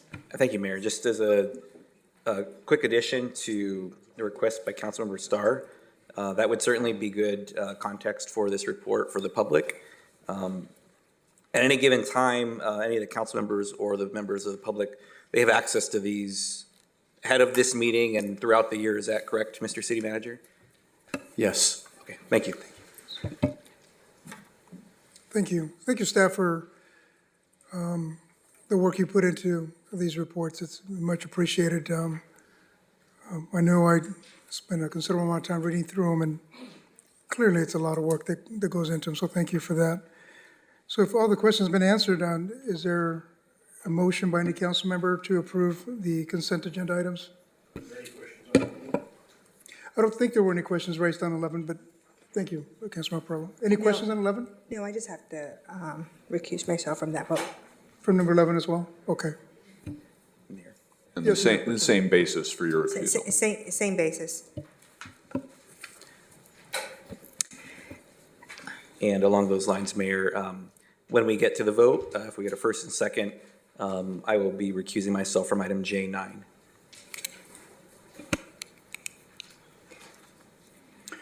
Mayor, may we have a motion for the Housing Authority, which would be J4, if we can start with that one? We can have a motion and a second for J4 for the Housing Commissioners. So moved. Second. Okay. Commissioner Andrade? Commissioner Basua? Abstain. Oh, sorry. Chair MacArthur? This is for J4, correct? J4 only. Yes. Commissioner Perallo? Yes. Commissioner Bettis? Yes. Commissioner Rodriguez? Aye. Commissioner Starr? Yes. Vice Chair Teran? Yes. Okay, the motion carries 7-1 with Commissioner Basua abstaining. Thank you. Should we move on to J6? Mayor, if we can have a motion for items 1 through 3, 5 through 8, and 10. Okay. If we can have a motion. So just 1 through 3 first? It would be from items 1 through 3, 5 through 8, and item 10 on the Okay. information and consent agenda. If we can have a motion and a second. I'll make that motion to adopt staff's recommendations for 1 through 3, 5 through 8, and 10. Thank you. I will second. Can we get a vote? Quick, Oh, Mayor. yes, Mayor Pro Tem. Would Councilmember Starr be willing to state for the record the memo that was provided by the Public Works Director, just as a quick amendment for the items respective to this? Sure, we'll say 5 as amended. Thank you. Councilwoman Basua? Aye. Mayor MacArthur? Yes. Councilmember Perallo? Yes. Councilwoman Bettis? Yes. Councilwoman Rodriguez? Aye. Councilman Starr? Yes. Mayor Pro Tem Teran? Yes. Thank you. And that motion carries 7-0. If we can have a motion for item J9 only? I'll make the motion. Second. Thank you. Mayor MacArthur? Yes. Councilmember Perallo? Yes. Councilwoman Bettis? Yes. Councilwoman Rodriguez? Aye. Councilman Starr? Yes. Mayor Pro Tem Teran? Thank you for the record. Councilwoman Basua? Aye. Thank you. And finally, may we have a motion for item J11 only? So moved. Second. Councilmember Perallo? Yes. Councilwoman Bettis? Yes. Councilwoman Rodriguez? Aye. Councilman Starr? Aye. Mayor Pro Tem Teran? Yes. Councilwoman Basua? Aye. I'm sorry, I'm recusing. Thank you for the record. Mayor MacArthur? Yes. Thank you. And the motion for this item carries 6-1.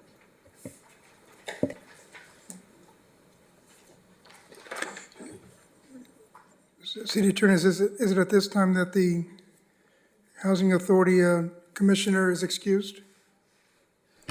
Are we there? There is no additional business for the Housing Authority Board of Commissioners, so that would be appropriate, Mayor. Thank you. Really nice seeing you today. Commissioner, thank you.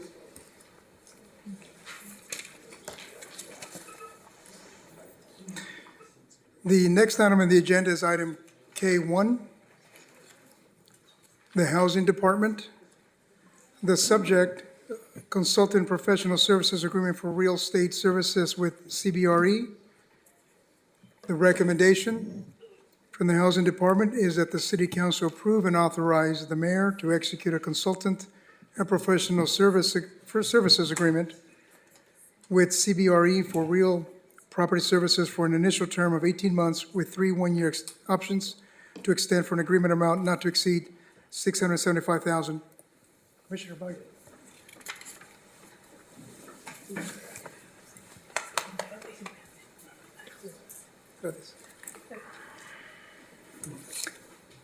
Sorry, it's just been a while since I've seen the commissioner. Thank you. Do any council members have questions for staff on this item? I do, Mr. Mayor. So, Go ahead. So I see that CBRE was the only respondent to the city's RFP, and I was just wondering what efforts were made to obtain additional bidders, and what can we do in the future to get additional bidders?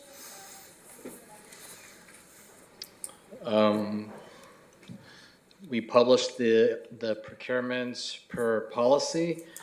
We did solicit responses from real estate agents that would represent. We did receive responses indicating that they would not be submitting, and CBRE did respond. Do you have any idea what the reason was why they wouldn't submit bids? Those that I didn't ask those questions. Okay. Okay. So, so I noticed that when we include the cost of subcontractors and third parties, it appears we're going to be spending about $12,500 per month over a 54-month period, and I guess that figure doesn't include commissions. I guess one thing I'd like to know is the amount that we're spending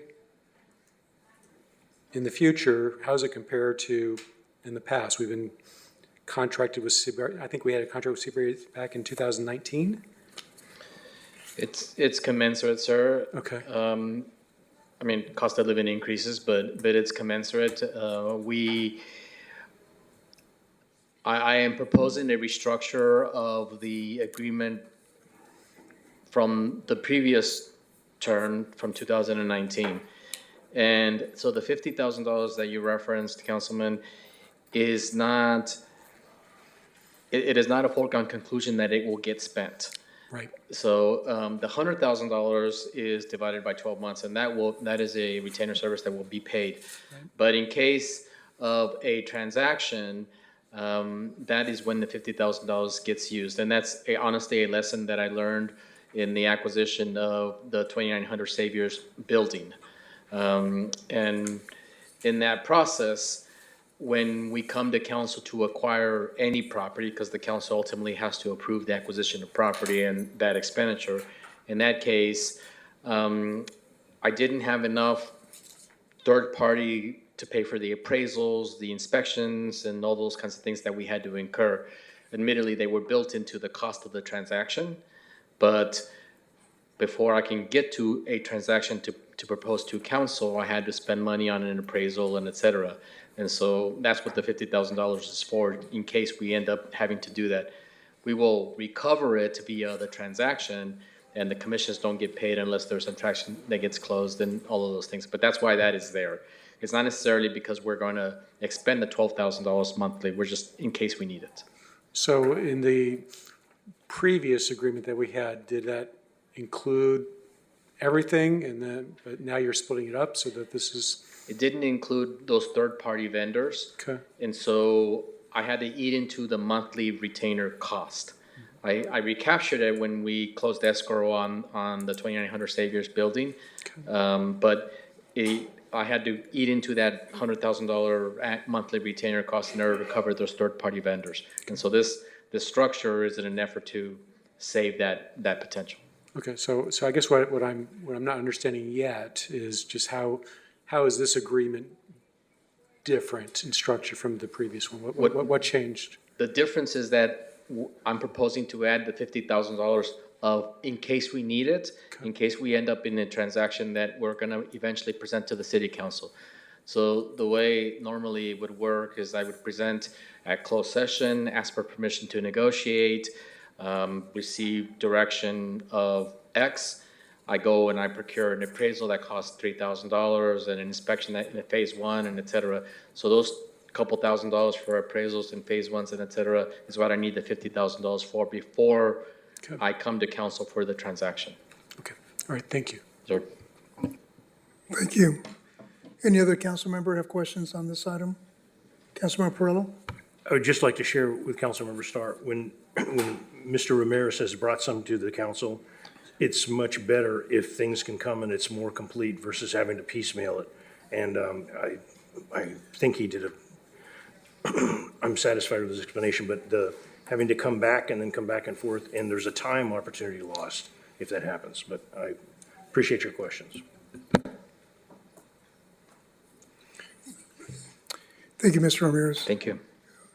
Before council discussion, we will receive public comment. Speakers have 3 minutes to speak. Madam Clerk, are there any speakers? Mayor, we have no speakers for this item. Okay, thank you.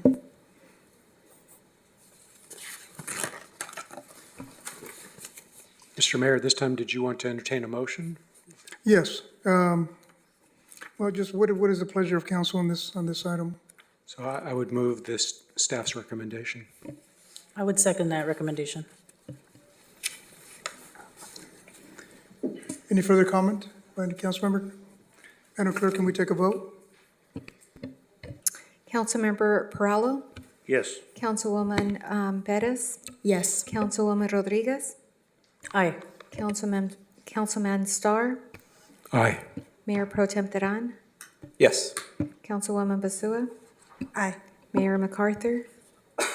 Yes. The motion carries 7-0. Thank you. Thank you. The next item on the agenda is item K2. It's from the Public Works Department. The subject is Public Project Agreement with Ayala Engineering, Inc. for Eastern Trunk Sewer Manhole Rehabilitation, Phase 1. The recommendation from staff is that the City Council approve and authorize one, which is a total of $3,427,200 in project funds for the Eastern Trunk Sewer Manhole Rehabilitation. Phase 1, it's rebid 2. Also, that the mayor they're asking the mayor to execute an agreement with Ayala Engineering for $2,856,000 and a project contingency amount of $285,600 for a total not to exceed a value of $3,141,600 for the project. And number 3, a project allocation amount of $285,600 for engineering, inspection, survey, project management for the project. Do any council members have any question from staff on this item? Mayor Pro Tem? Thank you, Mayor, and thank you, Councilmember. I see we have Mr. Wolf and Mr. Beeman. I'm just wondering if for the benefit of the public, if we can get some information here just for the record. Looking at the staff report and the presentation, can we just summarize a little bit about our sewer trunk lines, what that terminology indicates, what that is, as well as some of the requirements of this bid that went out, or request for bids, and what we were asking of bidders to do through this agreement. Certainly. Good evening, Mayor, council members. My name is Tim Beeman. I'm the Assistant Director of Public Works. I oversee water and wastewater. And so for our collection system within the wastewater system, we have 3 main trunk lines. Now those trunk lines actually collect a big chunk of throughout the city. We have the Redwood trunk, which is furthest west. We have Central trunk, which goes through the center of town. And then Eastern trunk, which is on the east side. So a couple years ago, we actually did a very similar project for Central Trunk. And prior to doing the project, we actually go through and do a survey of each manhole within that trunk line. So generally what triggers a project like this is through our routine maintenance and inspection that our collections team does. They start to make note on all their documents. They say, you know, we're seeing a lot of corrosion on these manholes. And through those notes, that's how we develop these capital improvement projects. Thank you. And as a quick follow-up, I believe from the report and the presentation that through the nature of some of the environments that these trunk lines have within them, that leads to corrosion within some of the manhole covers and their accompanying piping. Is that correct? Yes, that's correct. And so with Central Trunk, it was more based on age. But for Eastern Trunk, because of its location in town, it is more it collects more from our industrial users and commercial users. And so we do see much more of a spike during the day when flows come in. The more turbulent the flow, the more hydrogen sulfide is released through the wastewater collection. And that actually is what eats the concrete away and can damage the manhole lids as well. So you'll notice in this, there's 2 additional that are just the lids, but the other ones are actual structural rehab of the manholes. And just to note that this is phase 1. And so we do have, I believe it's 6 manholes that require full replacement. But due to the overall cost of that, we wanted to separate this out so it fit within our existing budget, approved budget by you. Thank you. And just one last clarification on what we were requesting of bidders to do as part of this agreement. Certainly. And so we look at it from, we base it on 3 types of rehab. So one could just be the lid, one would be some structural repairs and coating, and then the other one would be a full coating. And so we do coat the inside, and that helps protect the concrete from any further corrosion. Thank you. Those are my questions, Mayor. Thank you. Councilmember Starr. Thank you. So I won't talk about only one vendor having submitted a bid here. I think that's a broken record. But I do want to ask about what the expected life of this rehabilitation is for the Eastern Trunk. I mean, I guess first question is, when's the last time we had to do a rehabilitation for the Eastern Trunk? And how many years from now will we need to repeat this? So in terms of manhole rehabilitation of this nature, this is actually the first time since Eastern Trunk was constructed. The pipeline itself is plastic, is a plastic material, but the manholes are concrete. So we have some coatings that have been in the system for decades, and they're still in very good shape. So this sort of repair and rehab has a very long shelf life. Okay, so maybe 10 years, 15, 20? Over 20. Okay. And I assume that there's quite a bit of damages that we prevent by fixing this. The risks to our water tables and that sort of thing, is that? Certainly. And so a little over a year ago, we actually had corrosion on one manhole that, with the addition of the 2 years of record rain, a lot of dirt and debris infiltrated into the manhole, and that caused a collapse. So by doing this preventative maintenance, that prevents these collapses from happening. Now, unfortunately, it was at the intersection of Arcturus and McWayne down on the southern end of town. Now that full collapse, because of the scale of what it was, the emergency repairs were upwards of $600,000. Right. Okay.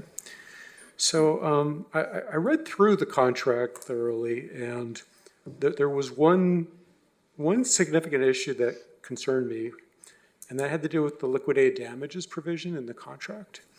So I'm looking at this $3 million contract, and if it's not completed on time, the liquidated damages that we are able to claw back from the vendor is only $250 a day. So my math is right, it's about $91,000 a year of damages that we could seize back from this vendor if he delays a year to do a $3 million contract. I would expect that the damage that we would suffer from such a delay would be much higher. And I'm wondering what went into the decision as far as how much that liquidated damage provision amount should be. I'd like to also know whether, is this something that we can still revisit? Is there a way we can increase that to something a little more reasonable? I'm just concerned that if I'm a vendor and I've got this big contract and I know there's somebody else out there that I'm doing a contract for them, it's more profitable, well, I want to do that contract, not not Oxnard's. So, and when I look at this, I'm also comparing it to, like, for example, we had 2 playground projects, replacement projects on the consent calendar, and that has a $500 per day liquidated damages clause, whereas this only has $250.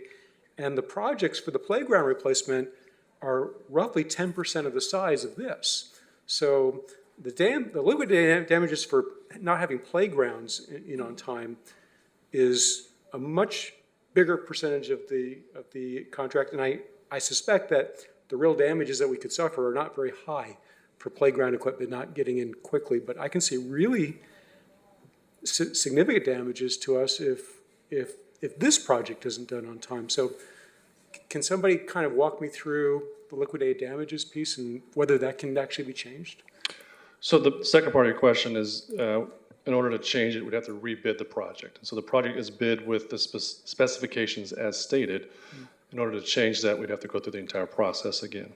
So liquidated damages, and I'll have the city attorney talk about some of the court cases that are out there about reasonable cost and actual cost, right? And so liquidated damages is required by the Public Contracting Code. We do take an evaluation of each one of our projects, and the way this typically is done is we think through what would be reasonable cost to us? What would it cost us if there was an extra day? So in your scenario where there's an extra day where they're still working on the sewer line, we still have use of the sewer line. There's really actually very little actual cost associated with that delay day. So that's why the liquidated damages on these kinds of contracts aren't as high. Because there's no out-of-pocket cost for us. We're still using this, they may have a bypass line in place. We're still using the services. There may be some inconvenience of the traffic control still being up, but there's no actual cost. So if we actually went to court and tried to redeem a very high liquidated damages, we would, and again, speculation, but if you look at court cases, we would typically not recoup those costs. So each one of our contracts, we take a look at what would be a reasonable cost associated with the delay of that one. So the example would be on the playgrounds. And so on the playgrounds, we may be required to have additional inspection from a certified playground inspector. So that would be a cost to us for those additional delays. And so you could see where we start building LDs based on a case-by-case basis for each one of the different types of services or projects. And so that's why they're not all the same. Some seem to be smaller compared to the size of the contract, but it's not necessarily, the dollar amount of a contract is not going to dictate to us what is our actual incurred cost if there's a delay. So you can see a smaller contract with a very high LDs if it was, we couldn't use the intersection of X and Y, right? That would cost us a lot of money to either staff it or have police officers out there to control traffic. But it could be a very small contract cost, where one of these ones where it's underground pipelines that we're not going to lose the service of that, then the liquidated damages is a little lower. So that's kind of that analysis that we do. Right, and I wasn't thinking about necessarily the service being available. I was thinking more in terms of, the damage to, our aquifer, for example, if we had some issue caused by a delay. So yeah, I'm not sure I relate delay just to causes of aquifer causes. I think in that scenario, we have liability requirements, insurance requirements. So if they actually damage the aquifer because they're some sort of incompetence, it's not a delay issue. It would have to be an incompetence issue, not the fact that they took longer to do this.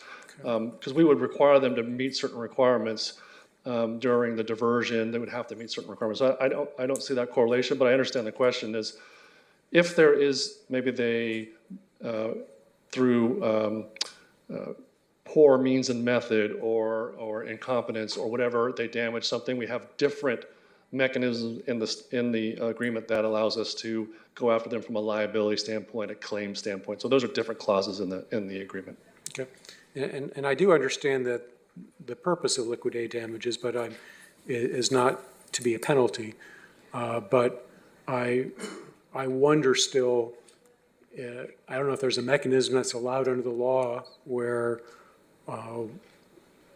we can incentivize a contractor to get something done on time, as opposed to it, because sometimes these projects do run a lot longer than they need to, it seems. and that service is delayed, and the public's ability to benefit from that is delayed. So I don't know what can be done about that.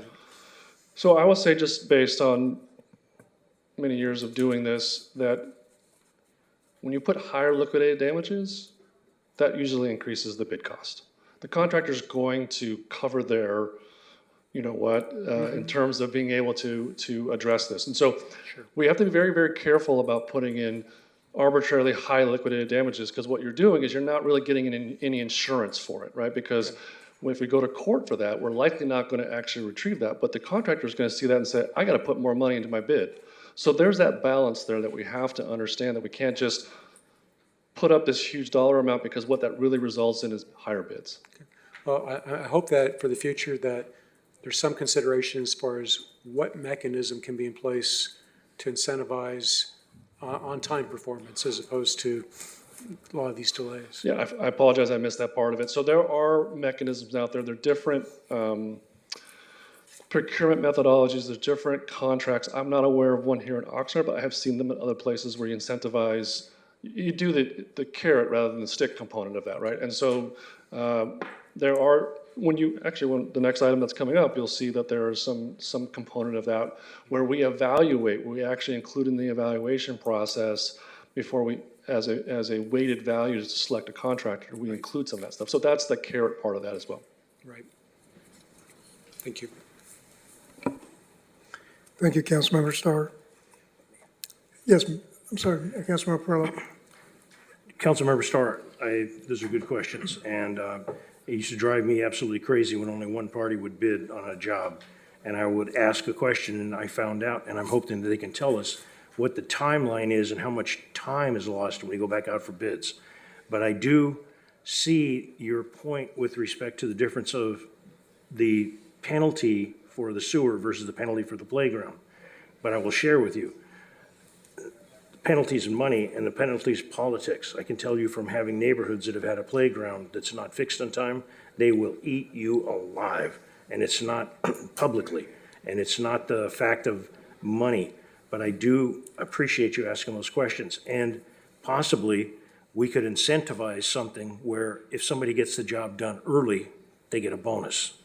That is another way that we have been, and there are gentlemen in the back of the room, some county jobs, that's how some county jobs are.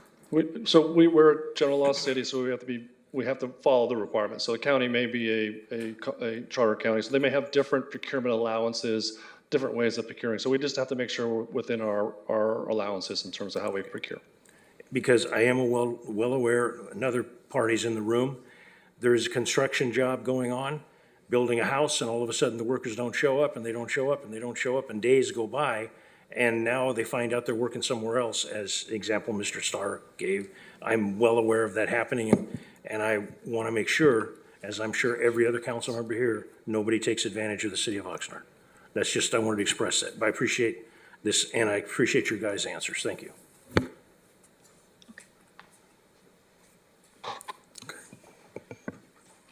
Any other questions from any member of council? Before council discussion, we will receive public comment. Just a reminder, speakers have 3 minutes to speak. Madam Clerk, are there any speakers on this item? Mayor, we have no public speakers for this item. Thank you. If there are no speakers, what is the pleasure of council on this item? I will move the recommended action. I'll second it. Councilwoman Perez? Yes. Councilwoman Rodriguez? Yes. Councilman Starr? Yes. Mayor Pro Tem Teran? Yes. Councilwoman Basua? Aye. Mayor MacArthur? Yes. Councilmember Perallo? Yes. The motion to approve carries 7-0. Thank you. We'll be moving on to the next item on the agenda, which is item K3 from Public Works. The subject, public project agreement with California Skate Parks for design build of the skate park at Del Sol Park.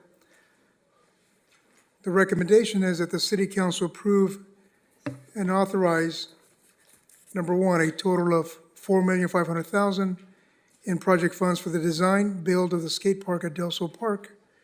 Number two, that the mayor execute an agreement with California Skate Parks in the amount of $4,090,909 with California Skate Parks.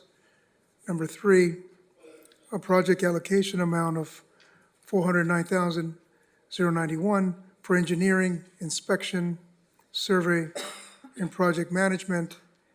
And 4, a budget appropriation in the amount of $100,000 from the available fund balance in the Development Impact Fee Fund to the skate park in Colonia Capital Improvement Project and corresponding capital outlay fund transfer in and appropriation in the same amount.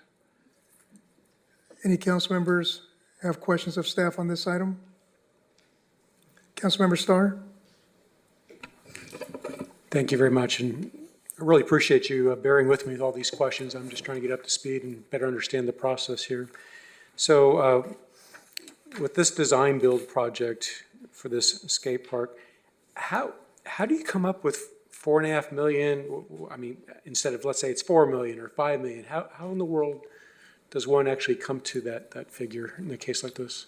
So when we originally actually inherited this project, I inherited this project when I got here, I think it was 2 million or 2.5 million. And then as we started to actually do the staff that's here now, we started to look at some examples of other cities. And so we have our project manager Taylor here and our city engineer Morgan here. And so we started looking, I think Taylor, you looked at a couple projects, city of Ventura and around, and we started seeing the scale and size of projects and the cost associated with those projects.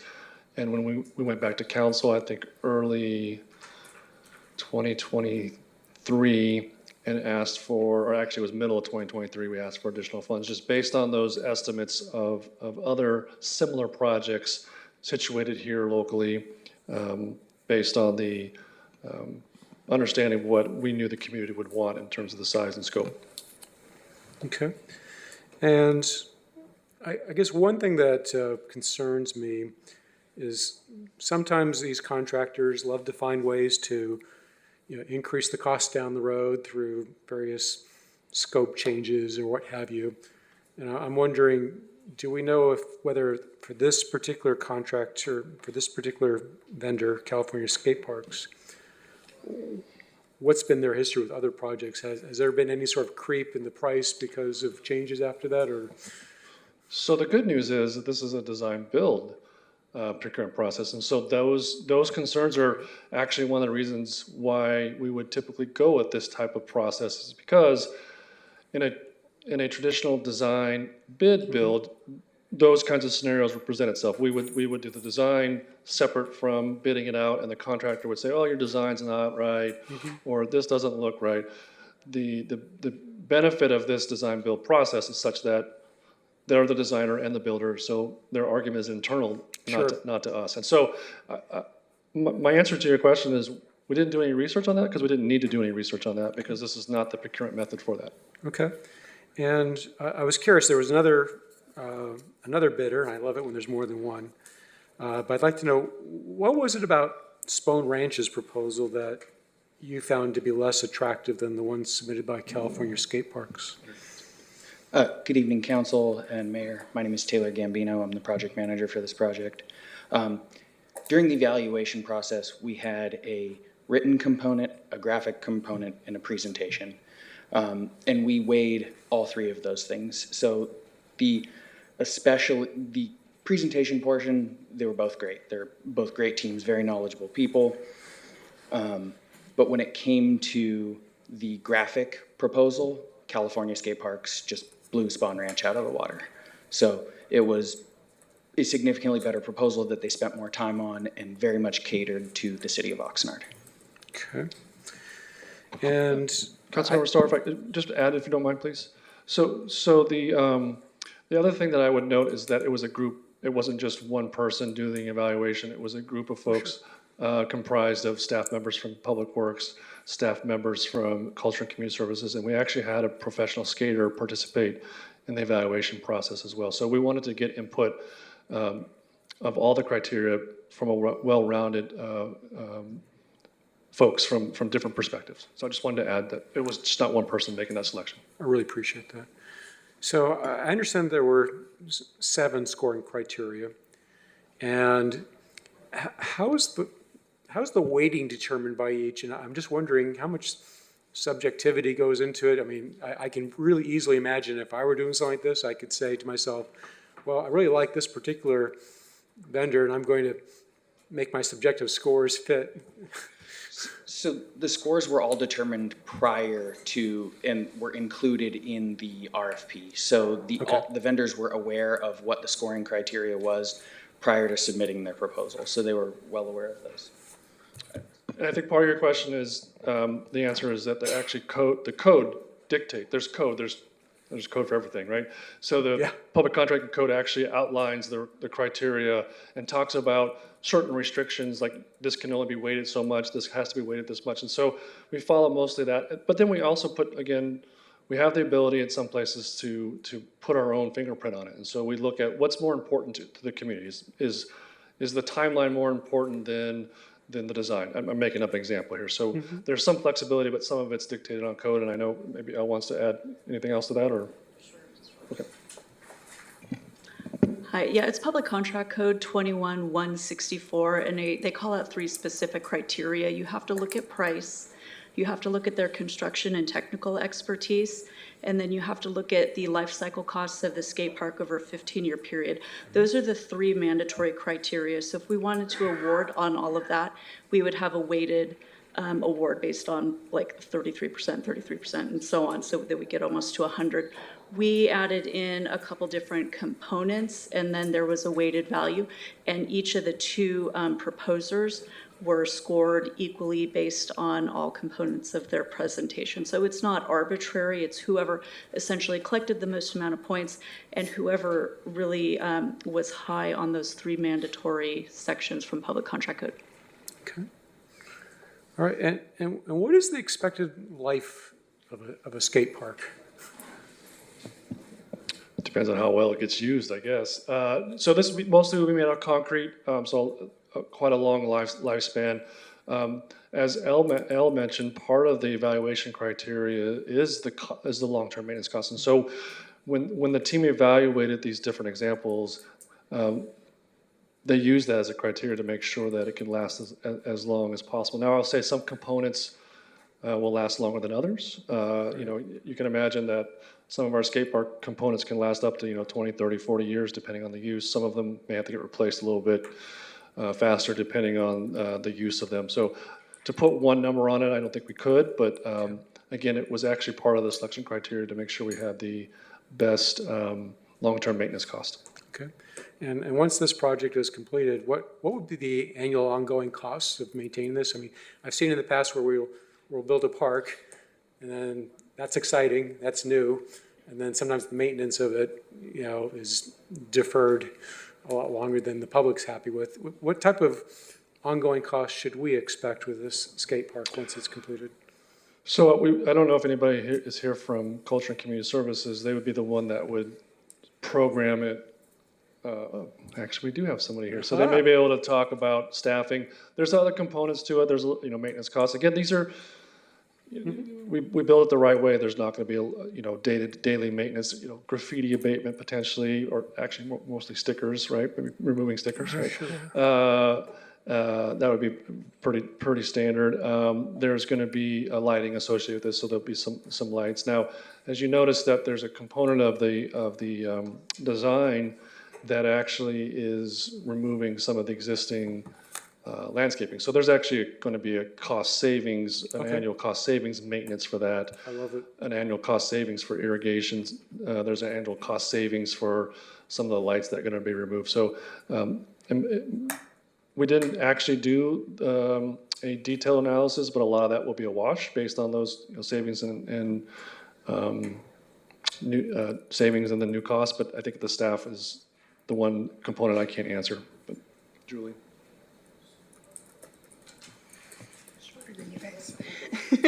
Good evening, Mr. Mayor, Mayor Pro Tem, members of City Council. I'm Julia Estrada, Culture and Community Services.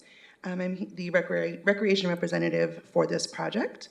I have also managed our current skate park, Bedford Pinkard Park, for many years. Depending on what the final design. Now, obviously, with every construction project, there's a design that has been proposed, programming that is planned. Part of this project, the commitment we made is to have an Olympic-style skate park, which is going to give us a competition facility. This is something that is not currently in existence, truly in the county, of a true competition facility. So this is definitely putting us ahead of the game with a lot of our neighboring cities who have great skate parks, but this is a significantly larger plot of land that is allowing that. So in that, it will depend on what the overall programming requirements are going to be for this facility, whether it is monitored or not monitored, and also what the council's desire is on how often we want to bring these competitions to Oxnard, and then having those staffing support systems in there. So that will be part of the long-term evaluation of the ongoing costs for this facility. For the most part, skate parks kind of run themselves. It is a lot of graffiti abatement. What we have gotten commitment from the vendor is part of their concrete pour will have color put into it, which will help deter graffiti. So they have taken that into consideration. They have also, we've asked for all of the bidders to take into consideration the use of the park.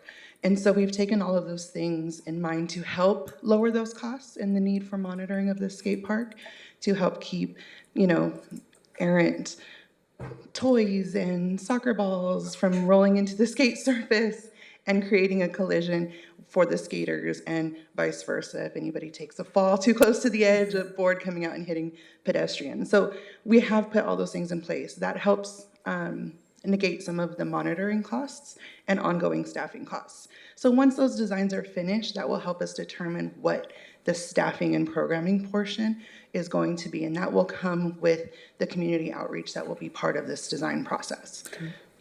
All right, well, thank you. I mean, to the extent that, go ahead. One more thing I wanted to add is the one of the other maintenance costs is, of course, going to be some of the landscaping throughout the park. We have called for native and drought-tolerant landscaping, which typically requires a lot less maintenance overall. Okay. Well, definitely what I really love seeing in these projects, at least for future reports, is just what's our commitment for the future on an ongoing basis. Because like I was saying before, it's always exciting to build something new and not so exciting to maintain it. Or to run it. Sorry. So I can say that the last time we did monitor a skate park, the ongoing budget for that skate park was approximately $30,000. Okay. And that was considerably a certain period of time ago. Costs may have gone up, but that just to give you a ballpark of historically what our skate park budget was, it did sit around $30,000 for staff for monitoring and janitorial needs and maintenance of the actual park. So just, so spending, let's say, would it shock you if it was $100,000 a year or? That would shock me. Okay, thank you. Truly, just a quick follow-up question to that. Do we really have the space to put an Olympic-size competition skate park? Yes. So we have, and part of prepping this, worked with the federation that is in charge of certifying skate parks.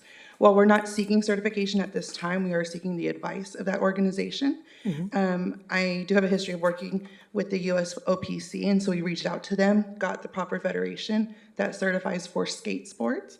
That organization is called World Skate. They are located out of Switzerland. We don't have a US skate federation here, so they do defer to the International Olympic Committee. We have sought their advice on the size of land. We have more than enough space to meet their requirements should we ever seek certification. In addition, this company that is before you today is the ones who have constructed both Japan, Paris, and other Olympic grade skate parks throughout the world. They're also the ones who constructed the Bedford-Pinkerton skate park for us. They're very, very aware of what those requirements are and have provided information in their presentation on how, should we decide to host a large competition, how it would work on this facility with our space. And we do have ample space for such a facility. Is it going to be lit as well? Yes. Yeah. Well, I got to tell you, just from speaking with the folks in that neighborhood, they're knowing this was on the agenda coming up, they were really excited to have something like that in their community, especially there with, built at Odelso High School, and especially in an area where we have a lot of vulnerable youth. This is a fantastic concept. Yes, Councilmember Rodriguez. Yeah, just to clarify, in case folks haven't had the opportunity to look at the video that was provided or the PowerPoints, can you please just tell the general public where it's going to be located? Sure. You want me to- Okay. Please, I know. I'm in front. So this is going to be located on the corner of Camino del Sol and Rose Avenue and part of the Del Sol Park proper. So the placement of it will not affect what is currently used as our soccer fields. And a neighboring housing project is also committed to do additional green space. So while we may be losing green space in the park as it stands, the community will still be gaining that back in another development. Thank you, Mrs. Trout. Thank you. I'm just glad a professional skater was part of that process and the design, right? So it's going to be fantastic. I'm hoping that's great. Thank you. I have Councilmember just Starnes. one last question. Could either of you just address what the additional parking requirements will be and brought about by this project and how that'll be addressed? So we are going through the environmental process. Right now, we don't anticipate any additional parking. I can't remember if we're adding parking to this. We're not adding parking. So the anticipation is the existing park space parking area is sufficient for this. We will have to go through a CEQA process for that. So that may be one of the evaluations that we do. So could we have a situation where we build this thing and then later, will the CEQA thing come before we build this? No. So that's again, the beauty of the design build process. Right. Those are all folded into this timeline. And so they're not separate and apart from that. I'd be worried about a situation where we built it and then it was decided that, oh, we don't have the parking to manage that. Well, part of this will be that we want people to walk there too. So we really want this to be an opportunity for those neighbors to actually walk there. So yeah, and I want everyone to take the bus too. Councilmember Starr is asking because he doesn't want to fight for parking when he goes out there and skates, right? Yeah. You should see me on a skateboard. It's not pretty. We will take pictures. Yes, sir, City Manager. Yes, thank you. I want to add another important fact. This is actually a majorly fun project in terms of what it will deliver to the community. This skateboard park, similar to the earlier items on consent, is also going to be accessible. So I don't know if anyone's ever seen people who, and I apologize, I don't know the correct phrase, but so I'm just going to say people who are wheelchair bound will be able to participate with a helmet. We're going to encourage everyone to use a helmet and skate or wheelchair to the park. So there are competitions in major skate parks for people in wheelchairs. Oh, that's great. So it's pretty radical. I wouldn't even do it with a skateboard, let alone a wheelchair. So I'm very pleased that our staff are continuing to be open-minded and consider when we build these kinds of facilities to make sure that it's available to as many people as possible. Similar to some of the park items earlier with the accessible playground amenities that we're adding every time we have a chance. If you look at some of those amenities, and I'm referring back to that, they never required any modern engineering design. They could have been built with a piece of wood and some rope. It just took a long time for society to care about it.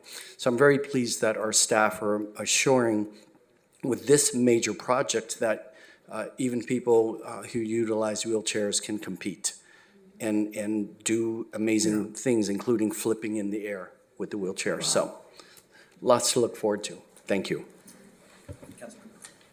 Yes, Councilmember Perillo.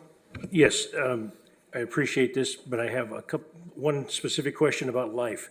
How long has the Bedford-Pinkard skate park been in place?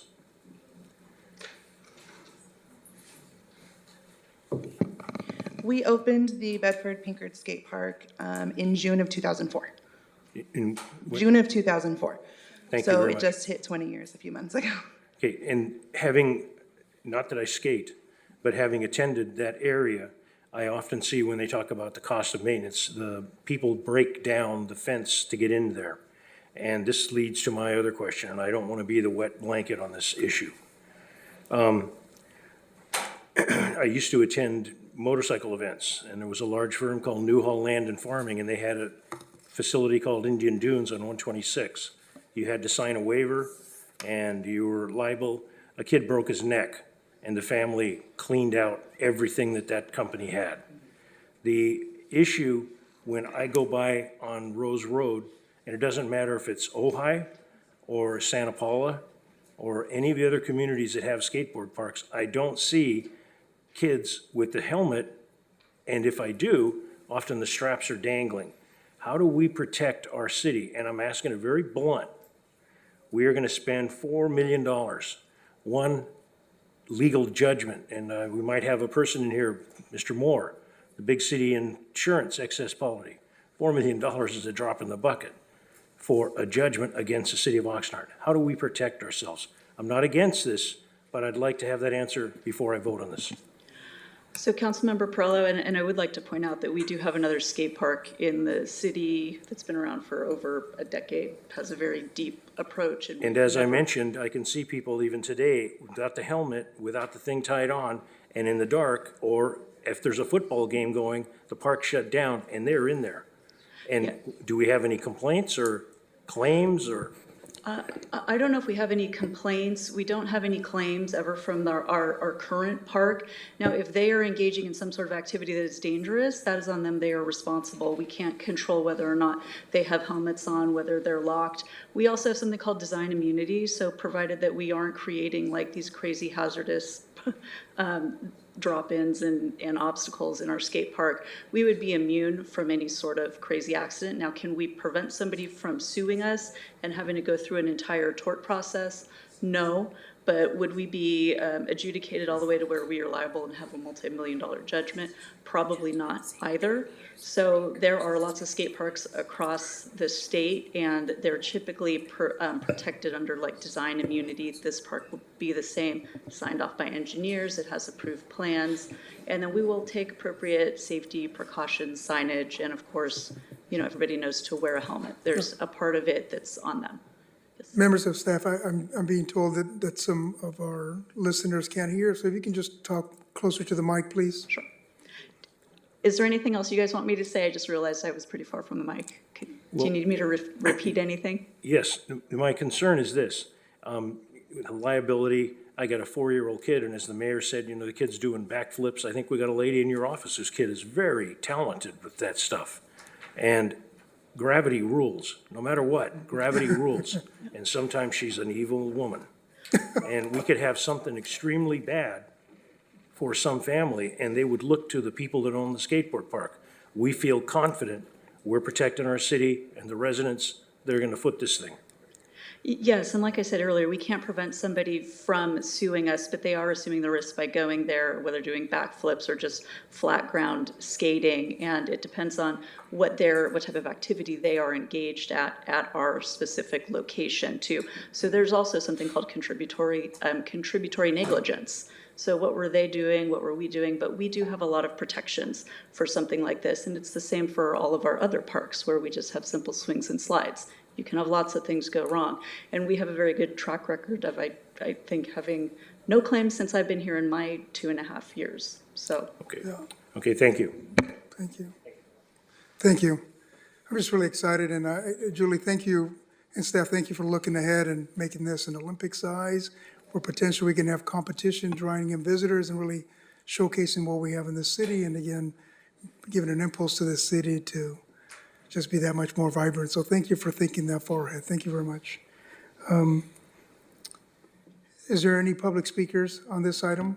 Mayor, we have no public speakers for this item. I'm sorry, we do have a hand up somewhere.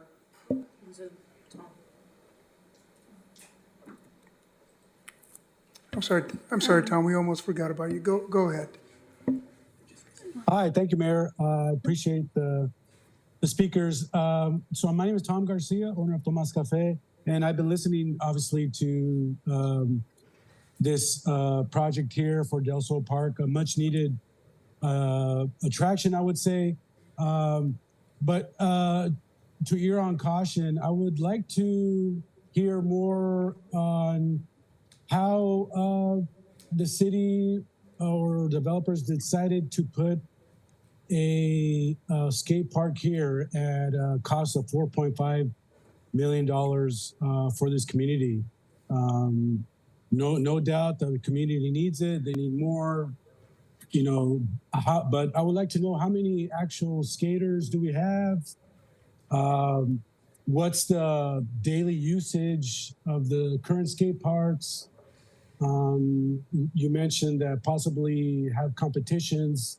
One note that comes to my mind is that we had a local competition here in Ventura for 2 years, and so they use that facility, the fairgrounds, the X Games, and they're moving on. So obviously, it was a great. For the Ventura, our time was definitely national TV and this and that, and hopefully we received great revenue. But it only lasted 2 years, and it moved on.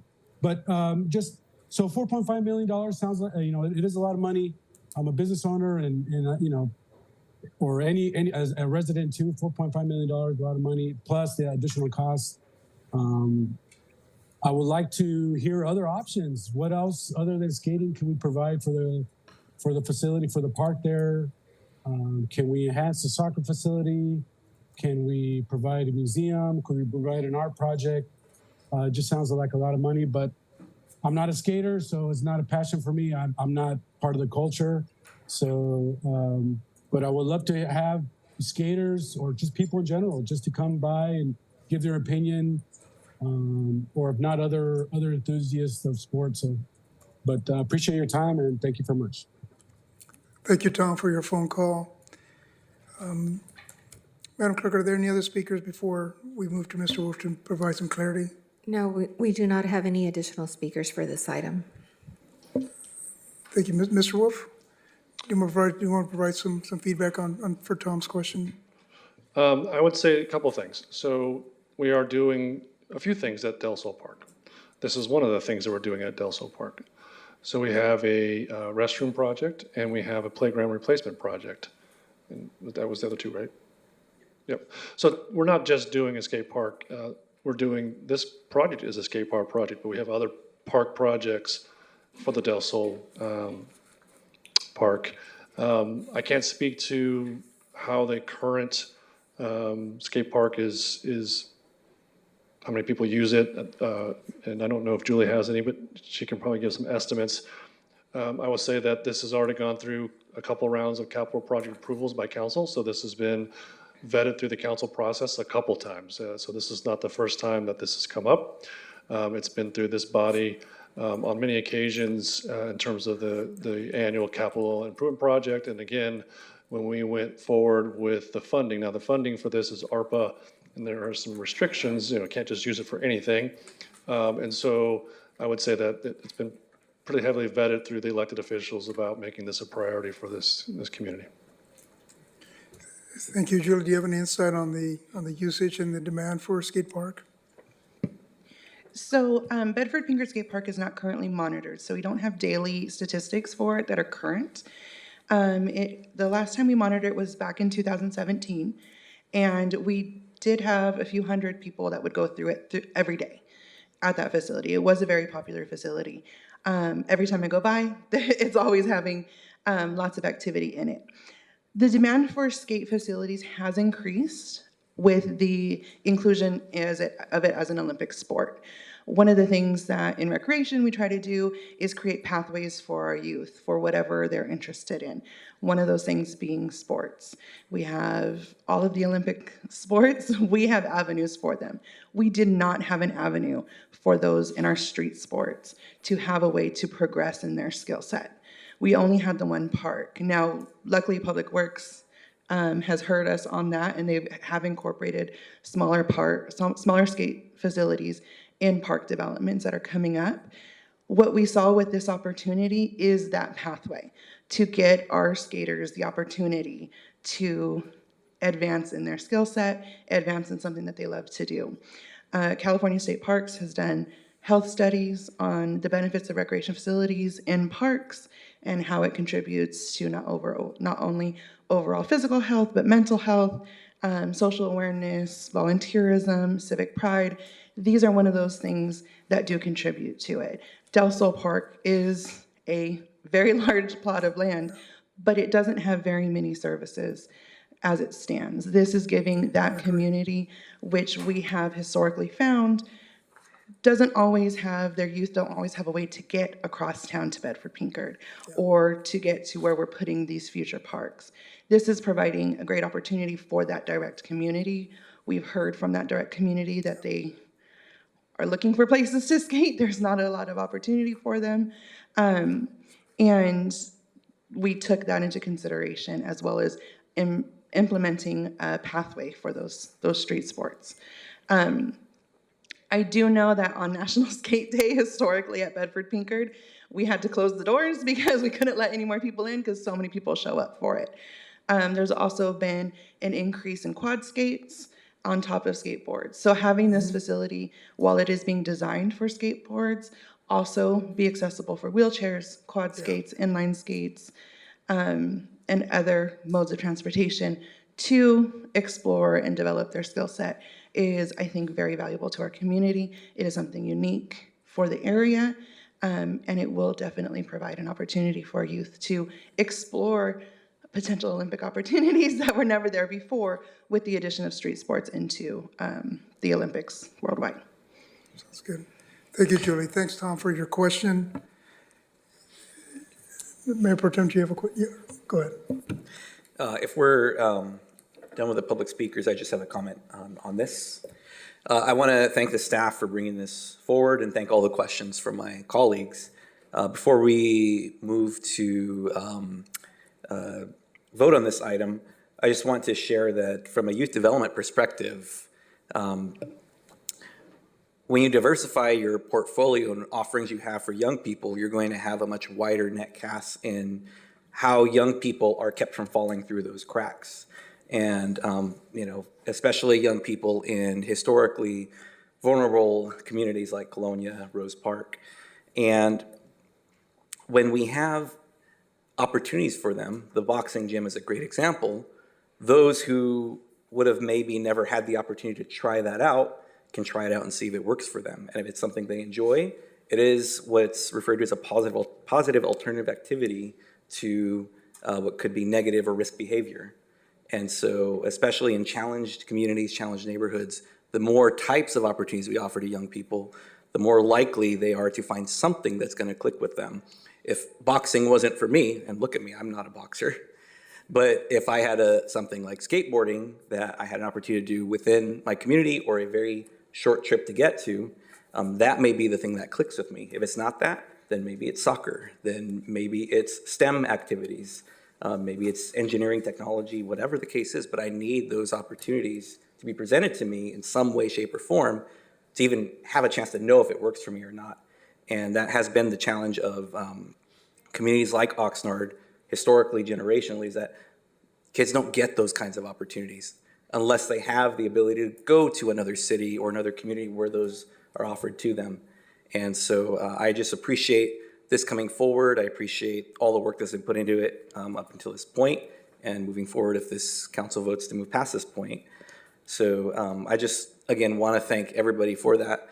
And it may not look like it, but I was a skateboarder at one point, and it burns a lot of calories. I should probably think about getting back into that. So anyhow, those are my comments. Thank you, Mayor. Thank you, Mayor Pro Tem. Councilmember Perillo. I'd just like to add one short thing. Point of order, I'm sorry. What I'd love to do is get back to using Robert's rules. I think you're making great arguments in favor of this, and I appreciate it, but let's put a motion on the table first, and then argue in favor and against, and then come to a vote. And I'd welcome having either one of you make the motion. I'll make the motion. I'll second. Okay, we'll go to just a comment. And normally, I'm sorry. Normally, what happens is that the maker of the motion does get first preference to make an argument if she wants to. So yeah. I would suggest that we offer that to her and then move to Bert Perillo, who's next. Councilmember Perez, you made the motion. To support. Comments? To support it? Yes. Okay. Councilmember Perillo? I also support it, but I just want to say, driving by Oxnard High School and Pacifica High School, when I see the students walking around with skateboards, there's got to be a lot more interest in the population than we realize. I also realize that I may be the one up here with gray hair, but there's a lot of seniors that watch these meetings and they wonder, what are you doing for us in the future? Just wanted to share that. I support this. Thank you. Yes, Councilmember Starr? Yeah, so I'd like to speak in favor of the motion as well. I think what helps me with this decision is knowing that we got like $4.4 million of ARPA money, which is being spent in, I guess it's one of those use it or lose it sort of deals. And given that it would be shocking if it cost us $100,000 per year to run this, it just seems like it's a really good benefit we can offer to the community. So for those reasons, I will vote in favor of this. Yeah, I just want to make a comment myself for it. I think Del Park is going to serve as an example and a model, much to like Councilman Morello's point, with the track that's there. I readily see our older community members walking that track, and with the soccer play that's happening there, and now with the addition of the skate park that's there, it's a great complement, and I think it's going to showcase the various activities that youth can get involved in. So I really thank all of you for thinking ahead and being very progressive in those ideas. Yes, Councilmember Basua. Thank you. As being in District 5 and having the skate park in my backyard, literally in my backyard, it has a lot of use. Lots of use, lights are on, people are happy. So this is, to me, a very welcome addition to the northern side of Oxnard. So I'm going to go ahead and support this, but I'm actually really excited about it. It's going to be amazing. I think it gives an opportunity for all our community to have another skate park. And I hope I still get to see everybody on the south end, because, you know, that's how we get them in the south end with the skate park. And the fencing really hasn't been a problem. I mean, yeah, we have people that jump the fence because that's how passionate they are. They want to skate when the park is closed, but usually it is extremely packed. And it's just, I think it's a very welcome addition. And it's just really good to see the community out there and enjoying open spaces like the ones you're going to create. Thank you. Thank you, Councilwoman. Did you want to say any comments or anything, Councilmember Rodriguez? No, I'm in favor of the motion. I could just keep adding, but we'll carry on with the meeting. Okay, sounds like we have a motion and a second. Can we take the vote? Councilwoman Rodriguez? Aye. Councilman Starr? Aye. Mayor Pro Tem Teran? Yes. Councilwoman Basua? Aye. Mayor MacArthur? Yes. Councilmember Perallo? Yes. Councilwoman Perez? Yes. The motion to approve carries 7-0. Great, thank you. Thank you, everybody. We're going to be moving on to the next item on the agenda, which is K4, the City Manager Department. The subject, accept a grant from the California State Department of Water Resources in the amount of $1 million for the Santa Clara River Levee 3 construction project. The recommendation is that the City Council adopt a resolution authorizing the City of Oxnard to enter into agreement number, et cetera, with the State of California Department of Water Resources to receive funds for the Santa Clara River Levee construction project and authorizing the city manager and designee to execute the agreement on behalf of the city. Number 2, accept the grant from the California State Department of Water Resources in the amount of $1 million for the Santa Clara River Levee construction project. And 3, authorize the city manager or designee to execute a grant agreement and submit a financial reports, grant claims, and approve the necessary budget appropriations for the use of the grant funds. Do any council members have any questions for staff on this item?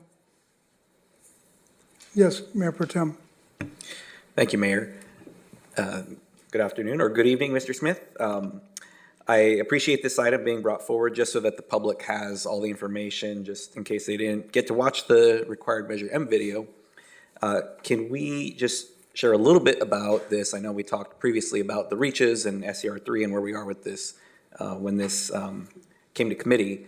I'm hoping that we can just summarize a little bit about what's in front of us here just so the public has that context. Certainly. Good evening, Mayor, Mayor Pro Tem, members of council, Adam Smith, City Manager's Office. Just to echo some comments I made to the Finance and Governance Committee a couple weeks ago. This grant is a example of regional cooperation from the city, the County of Ventura, who's the lead agency, private enterprise, and the Wagon Wheel Development coming together, working with our representatives in Sacramento, Assembly members Bennett and Irwin, Senator Monique Limon, to obtain this funding for this very critical infrastructure construction project. So that's kind of the story of this item tonight.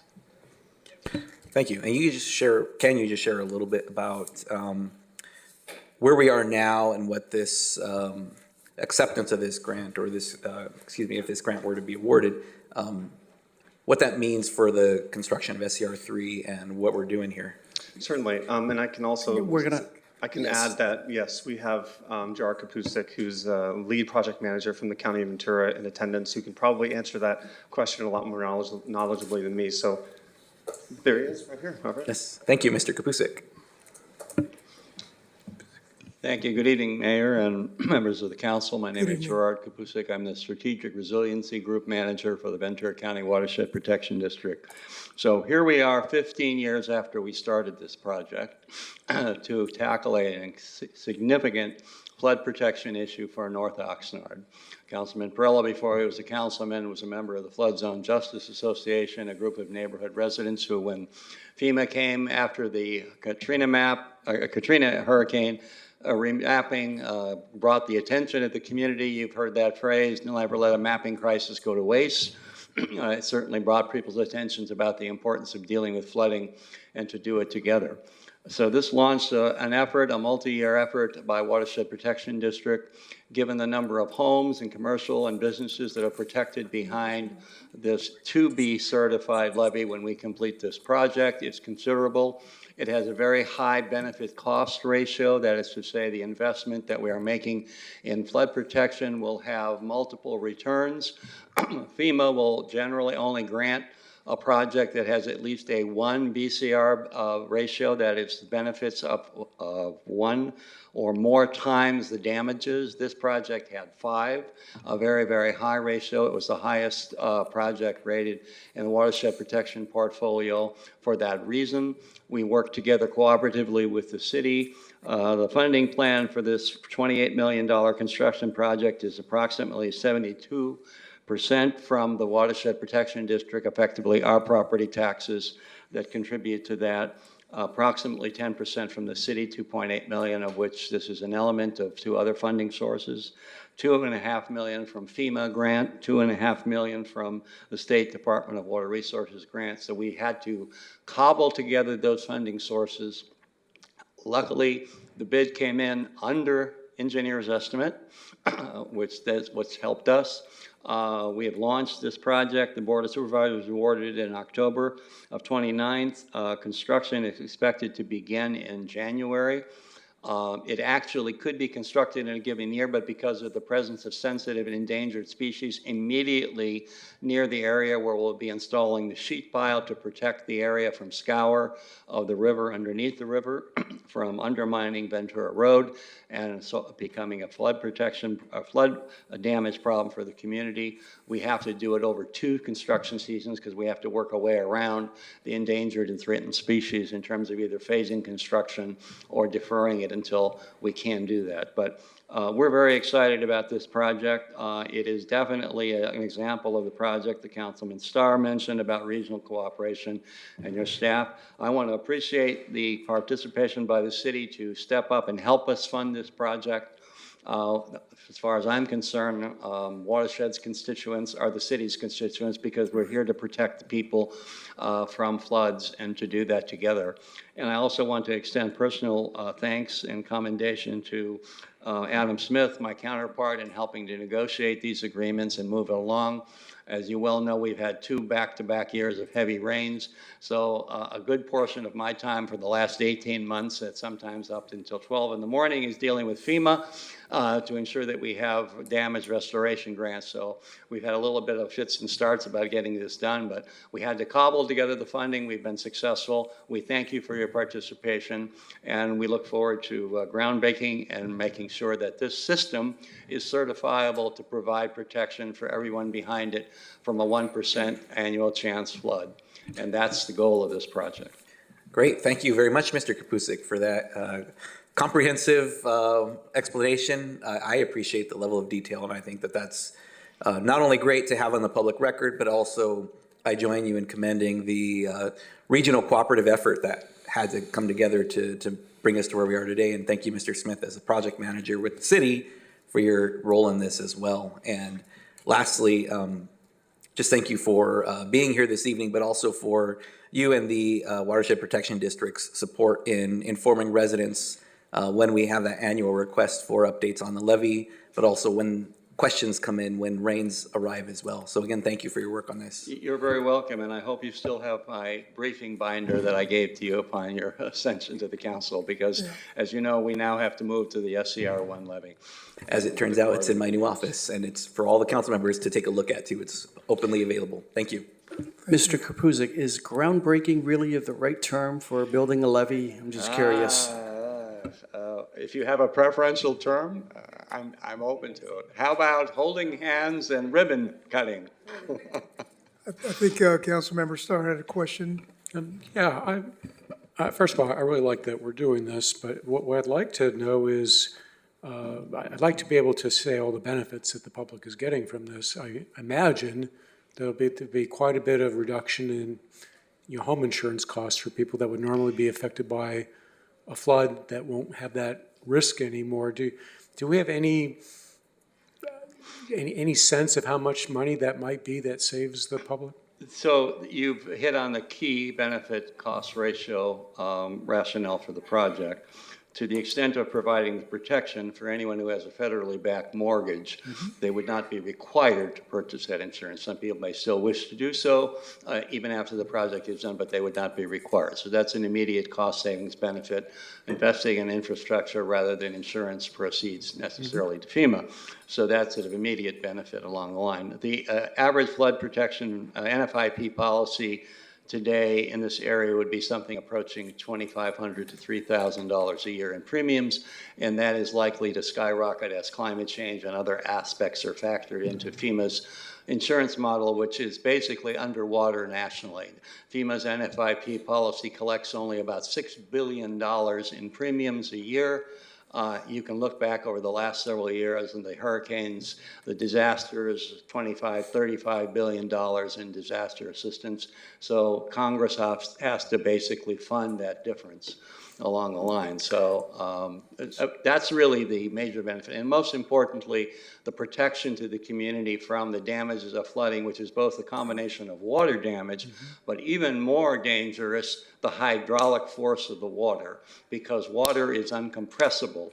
Right. And we measure this in terms of cubic feet per second. A cubic foot is roughly the volume of half a basketball. The flow rate when Santa Clara River floods in this vicinity is something on the order of 225 to 250,000 cubic feet per second of water coming down. So you can imagine 125,000 or so basketballs full of hydraulic compression force scouring, banging. And if that is let loose, that is a very major disaster. So just a little more clarification. So this would help me. Can you give me a sense of how many homes will be protected as a result of this, and what each home's savings would be? Roughly 6,000 homes, plus or minus, plus the businesses and the public infrastructure in the area. It's difficult to give you an estimate of the cost because not all of those homes are currently required. Right. If you don't have a federally backed mortgage, if you have no mortgage whatsoever, you would not necessarily be required to pay for the insurance along the line. And it's still unclear the number of homes, so I'm not in a position to give you that number. But the annual premium, if you were required or bought today is in the roughly 2,500 to 3,000 a year range. And these people could actually not have to pay that anymore as a result? If they had federally backed mortgages and the project's completed, they would not be required. They would have to make a choice whether to continue, but not be required by the lender. Congress has given the lenders almost universal power to require it. So once the project is done, they do no longer have to do that. So. Thank you. Thank you. Does anyone have any other questions they would like to ask of staff? We do. So before we will begin any discussion, we're going to take public comment. Just a reminder, 3 minutes to provide comment. Madam Clerk, is this the only speakers we have? I have Mr. Nash, and also sounds like there's an additional person, maybe anonymous, behind him. That is correct. We have 2 virtual speakers. Sounds good. Welcome, Mr. Nash. Thank you for joining us. Steve Nash, please press star 6 to unmute, and you have 3 minutes, please.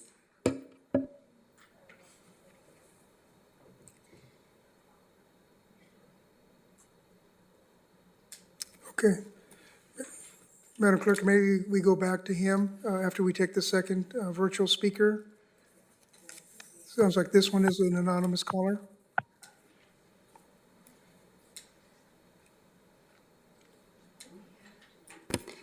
Okay, next caller is phone number ending in 7359.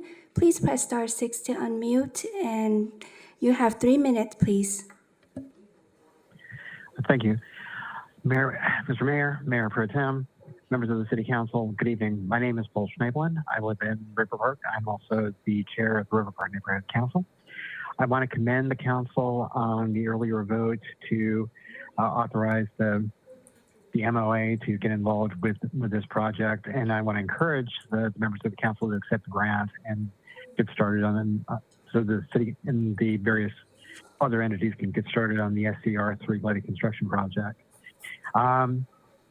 Based on my past experience, we've had a couple of discussions in our community, which is a little bit north of the area of the scope of the project, and folks have brought up some definite concerns about what happens when that 100-year flood comes, and any action that we can take to shore up the levees and south of the 101 freeway is definitely a step in the right direction. So again, thank you very much. Please consider supporting this project so that we can get this underway and done, and so we can start looking at the other work that needs to be done to shore up the rest of the shoreline along Santa Clara River for the city of Oxnard. Thank you very much. Yep, thank you so much for your phone call, sir. Now, we may have had some technical difficulties with Mr. Nash. Oh, Steve is back, okay. Go ahead, Mr. Nash.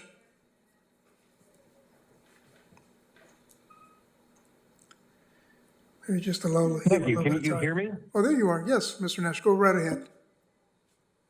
Okay, thank you. Sometimes it's confusing to discern the difference between 6 and 9. So good evening, Mayor, Council, staff. I'm Steve Nash, and I serve on the board of the River Ridge Fairways HOA. And on behalf of the 105 homeowners in our association, we urge council to approve the recommended action. Thank you, and Merry Christmas to all. Good night. Thank you very much, Mr. Nash, for calling in. Madam Clerk, do we have any other speakers? That concludes our speakers for this item. Yes, Councilmember Starr. I'd like to make a motion, but before I do, I'd like to just get one little piece of clarification. I understand that the city is spending other monies besides this million, and I think I heard a figure like 2.8 million. Can someone just confirm what it is? The different funding sources we have? At least from us. Oh, from the city itself? We actually do not have any. So there's a developer deposit that we received for the developer of Wagon Wheel. That was about 1.3 million. We have $1 million from the state, and then we have another 500,000 from actually HUD, federal monies that are incoming for SCR3. Okay. All right. Well, with that in mind, I would like to make a motion to adopt staff's recommendation. Thank you. And I'd like to argue in favor of it when that opportunity Thank you. Is there a second? Second. And I'd like to make a comment, if you don't want to make a comment. Make a comment? I was going to make my motion, I was going to make an argument in favor, and then, but if you want Second to do it motion. first, go ahead. Okay, I'd like to just add something. I got involved in this as a neighborhood chair of the South Bank neighborhood, and I met some tremendously interested people. Sierra Linda Neighborhood Council, River Ridge Neighborhood, Windsor North, the gentleman that just spoke, Steve Nash, and the county employee, Mr. Gerard Kapusik. We found out year 2010 when FEMA showed up at the Oxnard High School and informed the city that this was happening, and the city thought that we had 6 months to fight, and FEMA informed the city this was the last night. We able to get some money together, got an attorney named Richard Tentler, still operates in Oxnard. Mr. Tentler, through his skill and training, was able to get a hold of KCET Public Television, and then was able to get a hold of Oakland, California, to find out that FEMA had made mistakes with their maps.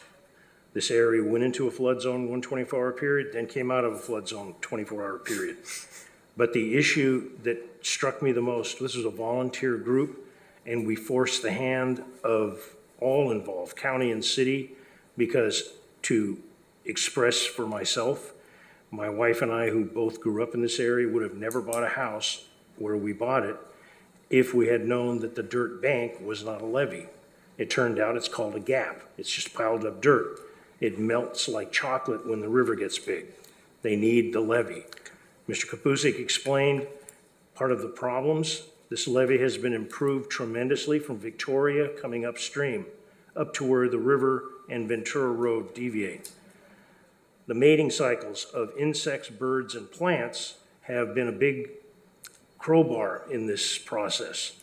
But this is something that needs to be done. When we were told 6,000 homes were going into this flood zone, the people that had those homes were in shock, and the elected officials in the city were in shock. I gladly support this, and it cannot go without saying.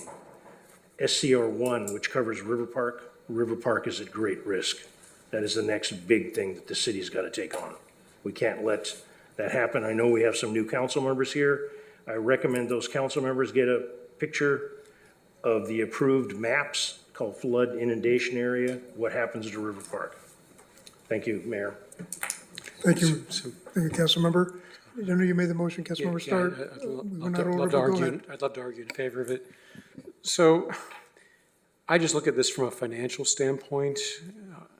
I see 6,000 homes that are at risk. I see, let's say even it's 1,000 of them that have this type of insurance because of the mortgages that they have. Well, given the figures we've been told, that's $2.5 million a year of savings among those 6,000 homes. And this is precisely the type of project that you want your government to do, because it's not like the homeowners can get together and build their own levee.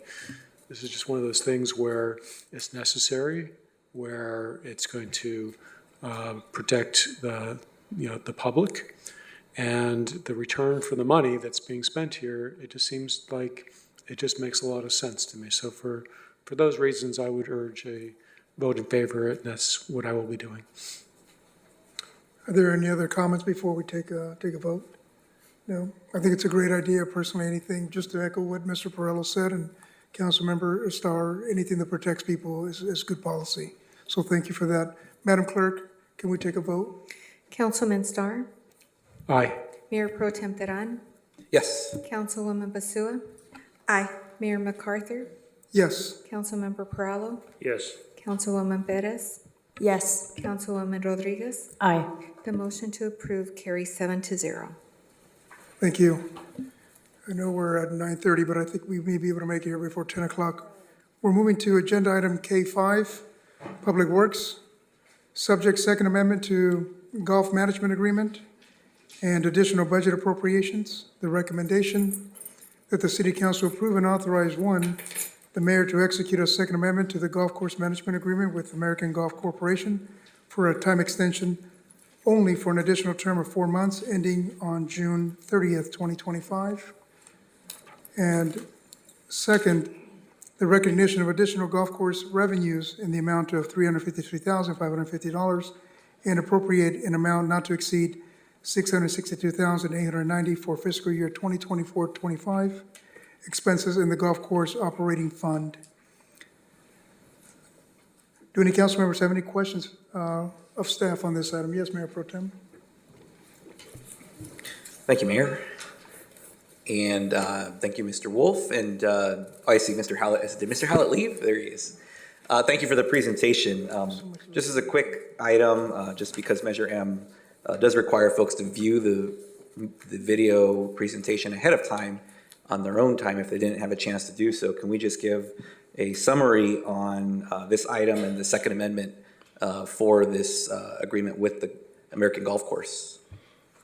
Good evening again, Mayor Pro Tem, Council Members, Michael Wolf, Director of Public Works. A couple times this past maybe 6 or 8 months, we brought a staff report to council talking about the contract and the expiration of the contract that operates the golf course. We have a 27-hole golf course that is operated by a third-party vendor that we hire. And part of that is this agreement that we have with them. And it was going to set to expire. We wanted to explore opportunities to negotiate an amendment with them first before we potentially went out to bid to try to come to a amicable extension of the agreement or new agreement. And so we brought that to council, suggested that we enter into negotiation with the vendor. And so we are very, very close to concluding that negotiation. We've actually have most of the key points already agreed upon from a staff level. And so this staff report is suggesting that we finish off this fiscal year with the current contract, because if some of the council members recall, the previous item that we brought a couple of months ago talked about how we're changing some of the mechanisms that we want to use to incentivize or otherwise provide a better golf experience for the golfers. And so it's easier for us to close out this fiscal year with the current contract instead of trying to do some heavy calculus in terms of calculating different incentives.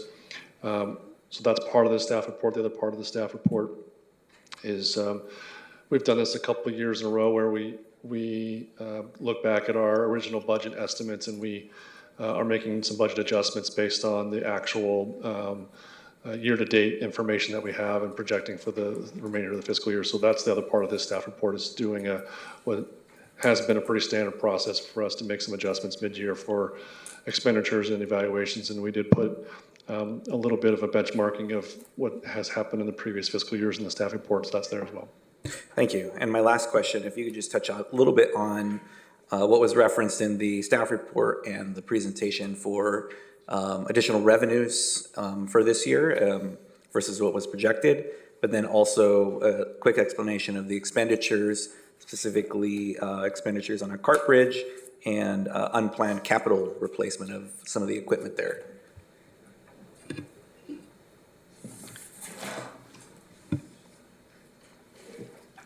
Honorable Mayor and council members, again, Steve Hallett, Assistant Public Works Director. So to summarize the additional revenues for the year, we were just tracking higher than normal, so we're looking at an additional $353,000. So our original budget was basically $6.5 million for revenues, and we're now tracking conservatively that we're looking at probably finishing the year around $6.9 million. In terms of expenses, we're asking for another $390,000, an extra 390, well, 600, I'm sorry. I'm looking at the net deficit. So the original budget was basically $5.9 million, and so we're asking for another $663,000 from the golf fund balance for a total expense budget of $6.5 million. And the leading component, we had 3 major things come up in this past fiscal year that we did not account for. One of them was the landfill post-closure maintenance. We found that there was some settlement issues that, working with VRSD and the state, that we had to do some topography work and make sure the landfill is still sealed and not settling, which the results came back positive. In addition to that, the golf cart bridge for hole number 18 has failed. We were working on that project, but it failed quicker than we expected, so that was another expense. And then the big one was last November. SCE was doing some work out along the Whitewater Channel, or the Santa Clara River rather, and something happened and they did not isolate the golf course, and they ended up frying the golf course irrigation computer and all the satellite stations. So we basically had to replace the entire irrigation system. Just the components and the irrigation components and the installation was $500,000. In our claim to SCE, we're also seeking not only the equipment and the labor, but also the loss of revenue and the extra maintenance for the turf. So these were all unforeseen expenses. However, because of the performance of the golf course, it has little to no impact overall. We're still projecting that the golf course will remain profitable through the year. Thank you for that. And you answered my follow-up question, which was, do we have a pending claim with SCE for what may have potentially been damage caused by their work? Yes. Yes, okay. And my last thing is regarding the reference to the landfill. Just for context for folks who may not be aware, the golf course itself was built on what was previously a landfill, correct? Correct, and for that reason, there are obligations of the city to work with VRSD and the state to make sure that we monitor the water quality and the off-gassing of the property, and also make sure that the landfill remains capped and stabilized. And so that was part of the topography work that we had to do earlier this year, is just to confirm that it is still in good condition. Great. Thank you very much, Mr. Howlett. Thank you. Any other council members have a question for staff? Councilmember Starr. Yes, I don't know when the right time is to ask this. I realize that we're only asking for an extension of the existing agreement, but I think there's some aspects of the existing agreement that I'm not a real big fan of, and I don't know what exactly it is that you want to change in the agreement for the future. Maybe you're already going to be addressing some of my concerns, but at what point would it be appropriate for me to discuss those, because maybe this agenda item is not it. At what point could we have some impact on that before we get the final agreement saying, hey, we're done, approve this? I think that we might be able to add something to the mix here. Mayor and council members, to answer Councilmember Starr's question, as Director Wolf indicated, we were very close to completing this, and so we will be bringing this back to City Council for your consideration, in which you can ask those questions, and we can have a discussion about what staff's recommendations are and how we got there. Councilmember Starr, are you contesting the item as is right now? Is that what you're indicating? No, I'm not contesting it. I'm just simply saying that there are aspects of the agreement that I'm just not real crazy about.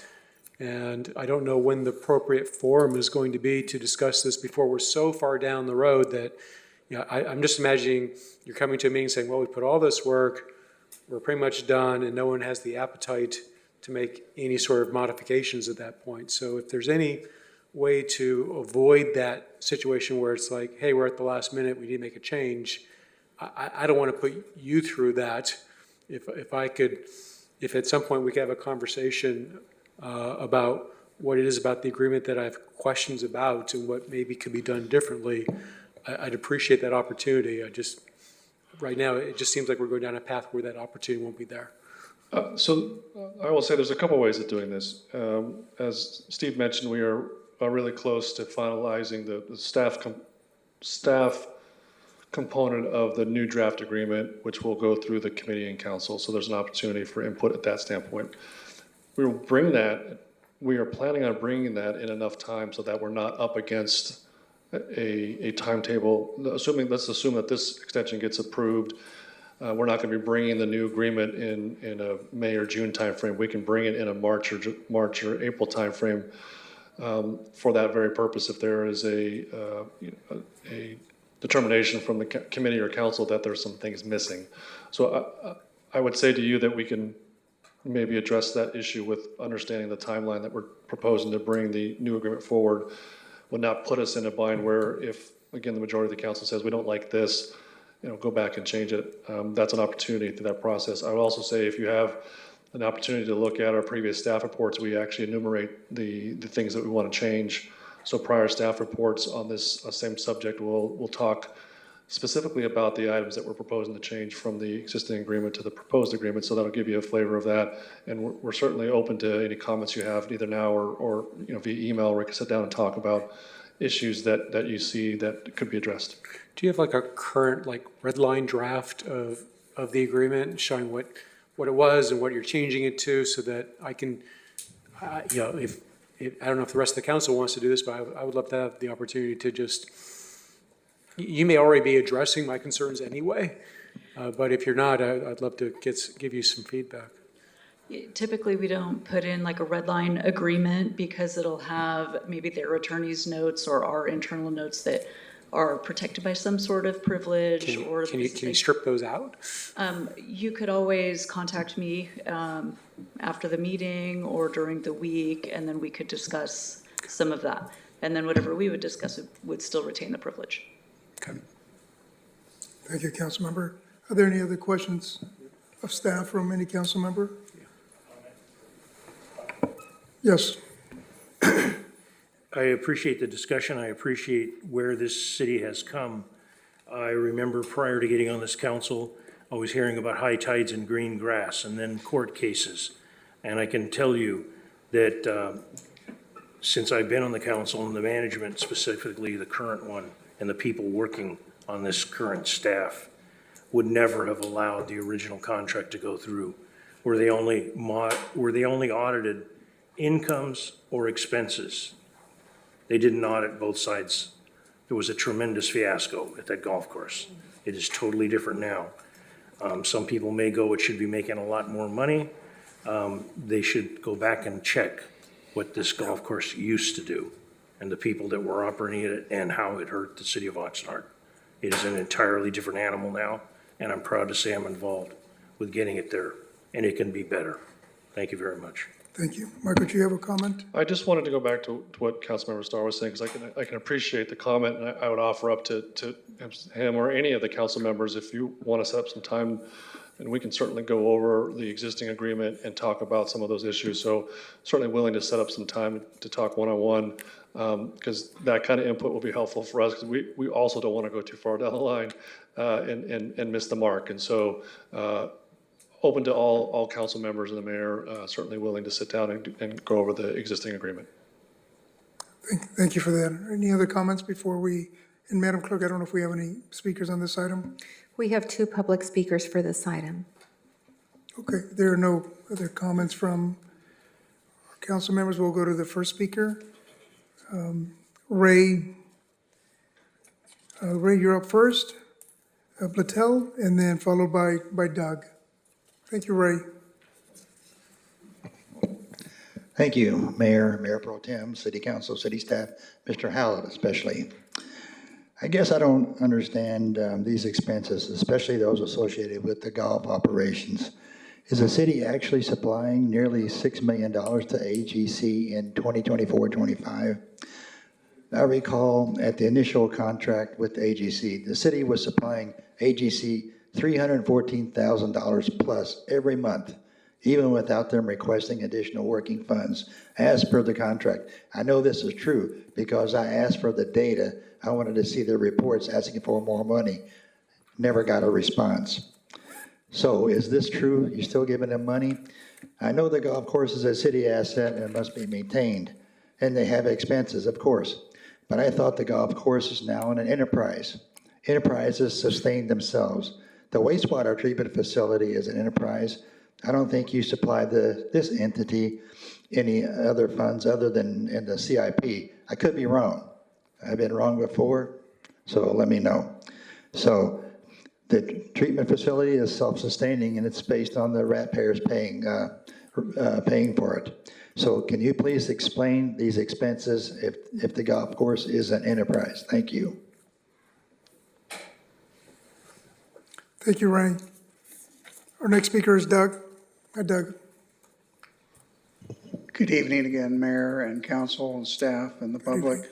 I do still have concerns about this contract because I've looked at it for about the last 3 years. And that's my concern is, you know, I'm glad to see that they're showing kind of a positive ledger right now. That's great. And I was explained the apportionment, which I didn't fully understand before. Before I thought, well, that's money coming out of the general fund. So they're subsidizing the golf course. But, you know, correct me if I'm wrong, and please give me some clarification that this money is actually just increasing the ceiling on the budget. So it's not actually money that's coming out of the general fund per se, but it's, you know, just increasing that ceiling so you can operate, you know, with that budget. You know, it's had increased revenue, it's had increased expenses, some things that were unforeseen. But my question is are we subsidizing the golf course? You know, are we paying that $300 and whatever $1,000 a month to subsidize the golf course? I understood that initially there was a need for the city to put in some money in the cash register because you've got to pay bills and you've got to have that money readily available in a cash flow. Well, they've been showing, or at least claiming, that there's a positive cash flow and there's reserves. So once you have those reserves built up to a certain point, do you still need to be stoking the cash register, so to speak? And is that still going on, kind of what Ray's question was? And so it's a concern because it seems like the golf course has been treated much differently than other enterprise funds, you know, and the museum and the PACT. You know, I don't think the PACT got any kind of deal like the golf course gets.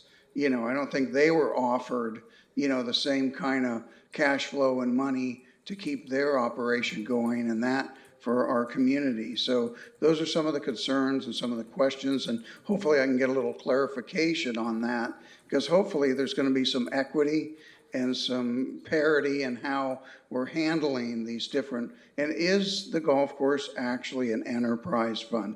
It's been called a business fund. I mean, there's a lot of different terminology that's been thrown around. So, you know, my understanding is an enterprise fund, no money comes out of the general fund, that it's self-sustaining. So thank you for your time, and please thank you for your clarifications. Thank you, Doug. Madam Clerk, are there any other speakers on this item? Mayor, we do not have any additional speakers for this item. Mr. Wolf, are you able to make a comment to respond to Doug's inquiry? Sure. The staff report is actually pretty clear. The fiscal impact section calls it the Golf Enterprise Fund. So it's pretty clear it's an enterprise fund based on the staff report. It's treated exactly like all of our other enterprise funds. And so again, if you review the actual fiscal impact section, it talks about appropriating that money from the Golf Enterprise Fund, not from the general fund. I don't believe there's any use of the term general fund anywhere in this staff report. So to the question about subsidy, there's no subsidies of from the general fund to the Golf Enterprise Fund.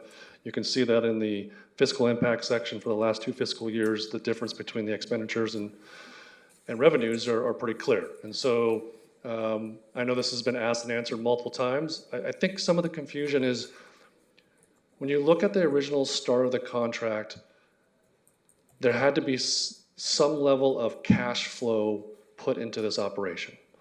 So that happened at the very, very beginning of this contract. It doesn't happen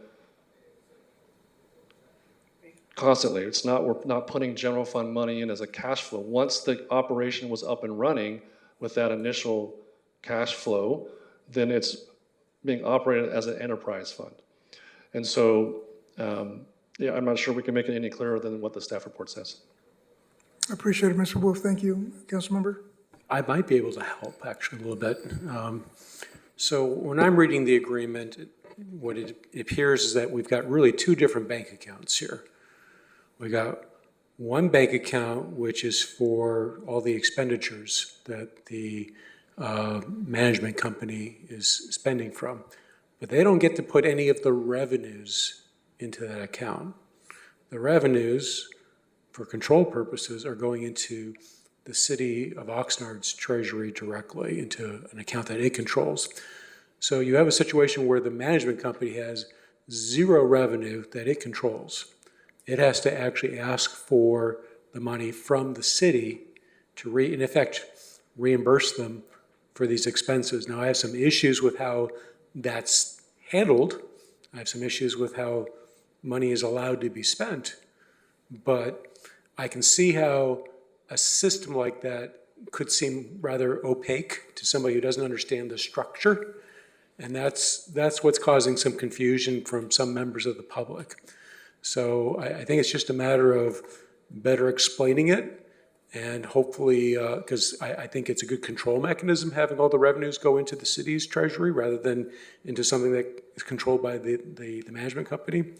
But this is why people are perplexed as to, well, why are you putting all this money in month after month after month? And the reason is because there's no revenues controlled by the management company itself.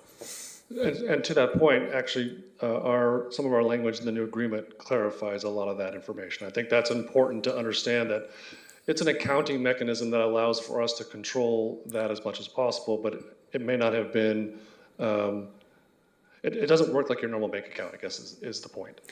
Right, and I think, and maybe I'm outside the scope of this, but when we talk about the contract and how it should be changed, I think in an ideal world, I'd have it so that you have enough working capital, so that's a fixed amount, whatever you think is necessary to cover 2 months. And then each month, there'd be a request from the management company that says, this is what we actually spent last month. Pay us exactly that amount to get us back to the replenishment to where we were. And then, of course, there may be some dispute as to whether some of those expenses were legitimate or not and shouldn't be reimbursed, or the amount replenished, or the management company should replenish it. But these are sort of the areas where I'm going down in my head when I'm looking at the contract. I don't want to go any further because I think I'm just way out of scope for this item, but that's my thinking.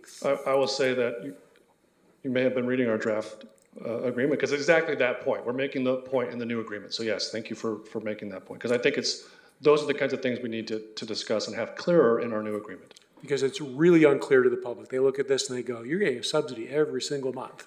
And if you really analyze it and draw things out, it's not exactly happening that way. Councilmember Rodriguez, you have a comment? No, just go ahead, Mayor Pro Tem. Thank you. I just, looking at the time, Mayor, if my colleagues, if anyone has any additional questions or comments, I would recommend that we look at taking a vote to go past 10, but I see head shaking no, so we can challenge ourselves to wrap this up in the next 6 minutes or so. So move, just in case we need to. Go past second. 10. Okay. Can we take a vote, Madam Clerk? I think past 10 o'clock? just to argue in favor. So I think that it's sensible for us to give staff an extension to the end of the fiscal year. It's going to help in many ways as far as negotiating. I'm sorry, the motion on the table is for us to It's extend 10 the to time. 10 We have o'clock. 5 minutes till 10. Sorry. Yeah, No worries. it's okay. Madam Clerk, can we just take a vote on just going past 10 o'clock? Which I think is pretty reasonable.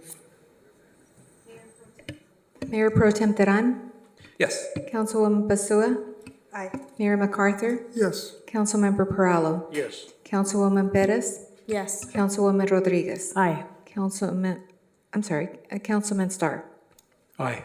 The motion carries to extend. Great, thank you. Is there, So at this point, I guess we should make a motion to adopt staff's recommendation.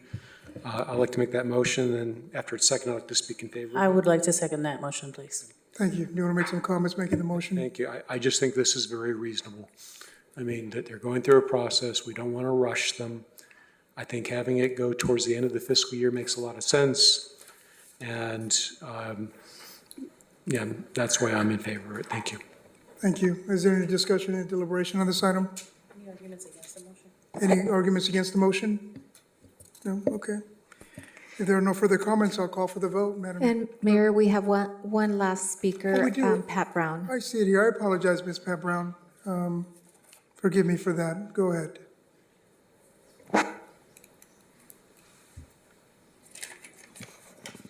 I moved out here from Woodland Hills in the fall of 1993, and I've been attending most of the city council meetings and involved in listening to what people have to say, the goods, the bads, and the uglies, and so forth.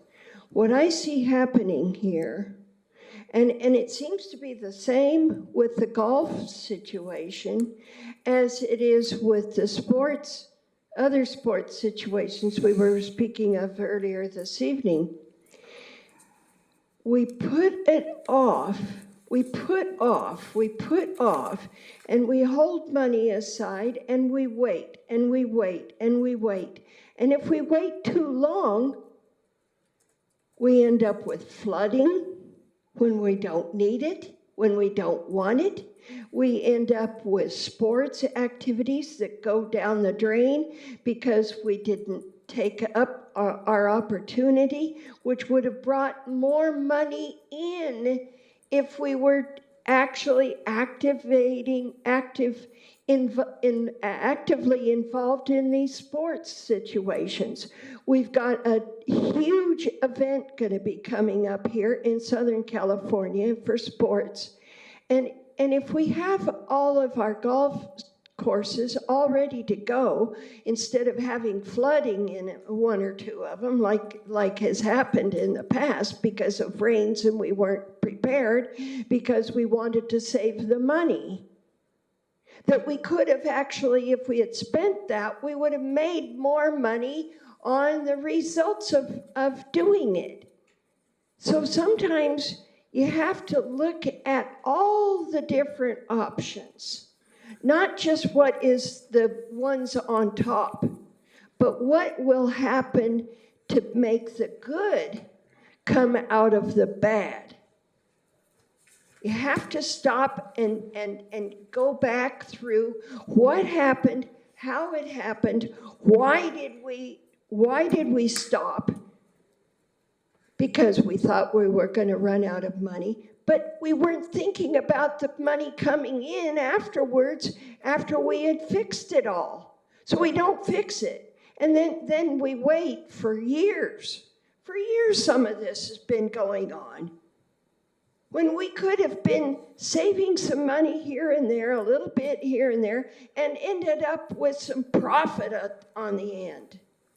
Sometimes you have to just stop and think about this in a more grandiose way than what you originally thought.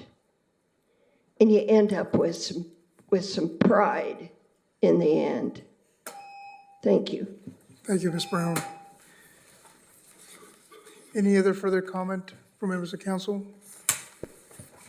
Did you have anything, Mr. Wolf, to add? I just realized that I think earlier on I said 27 holes. I should have said 36. That was my only correction, so.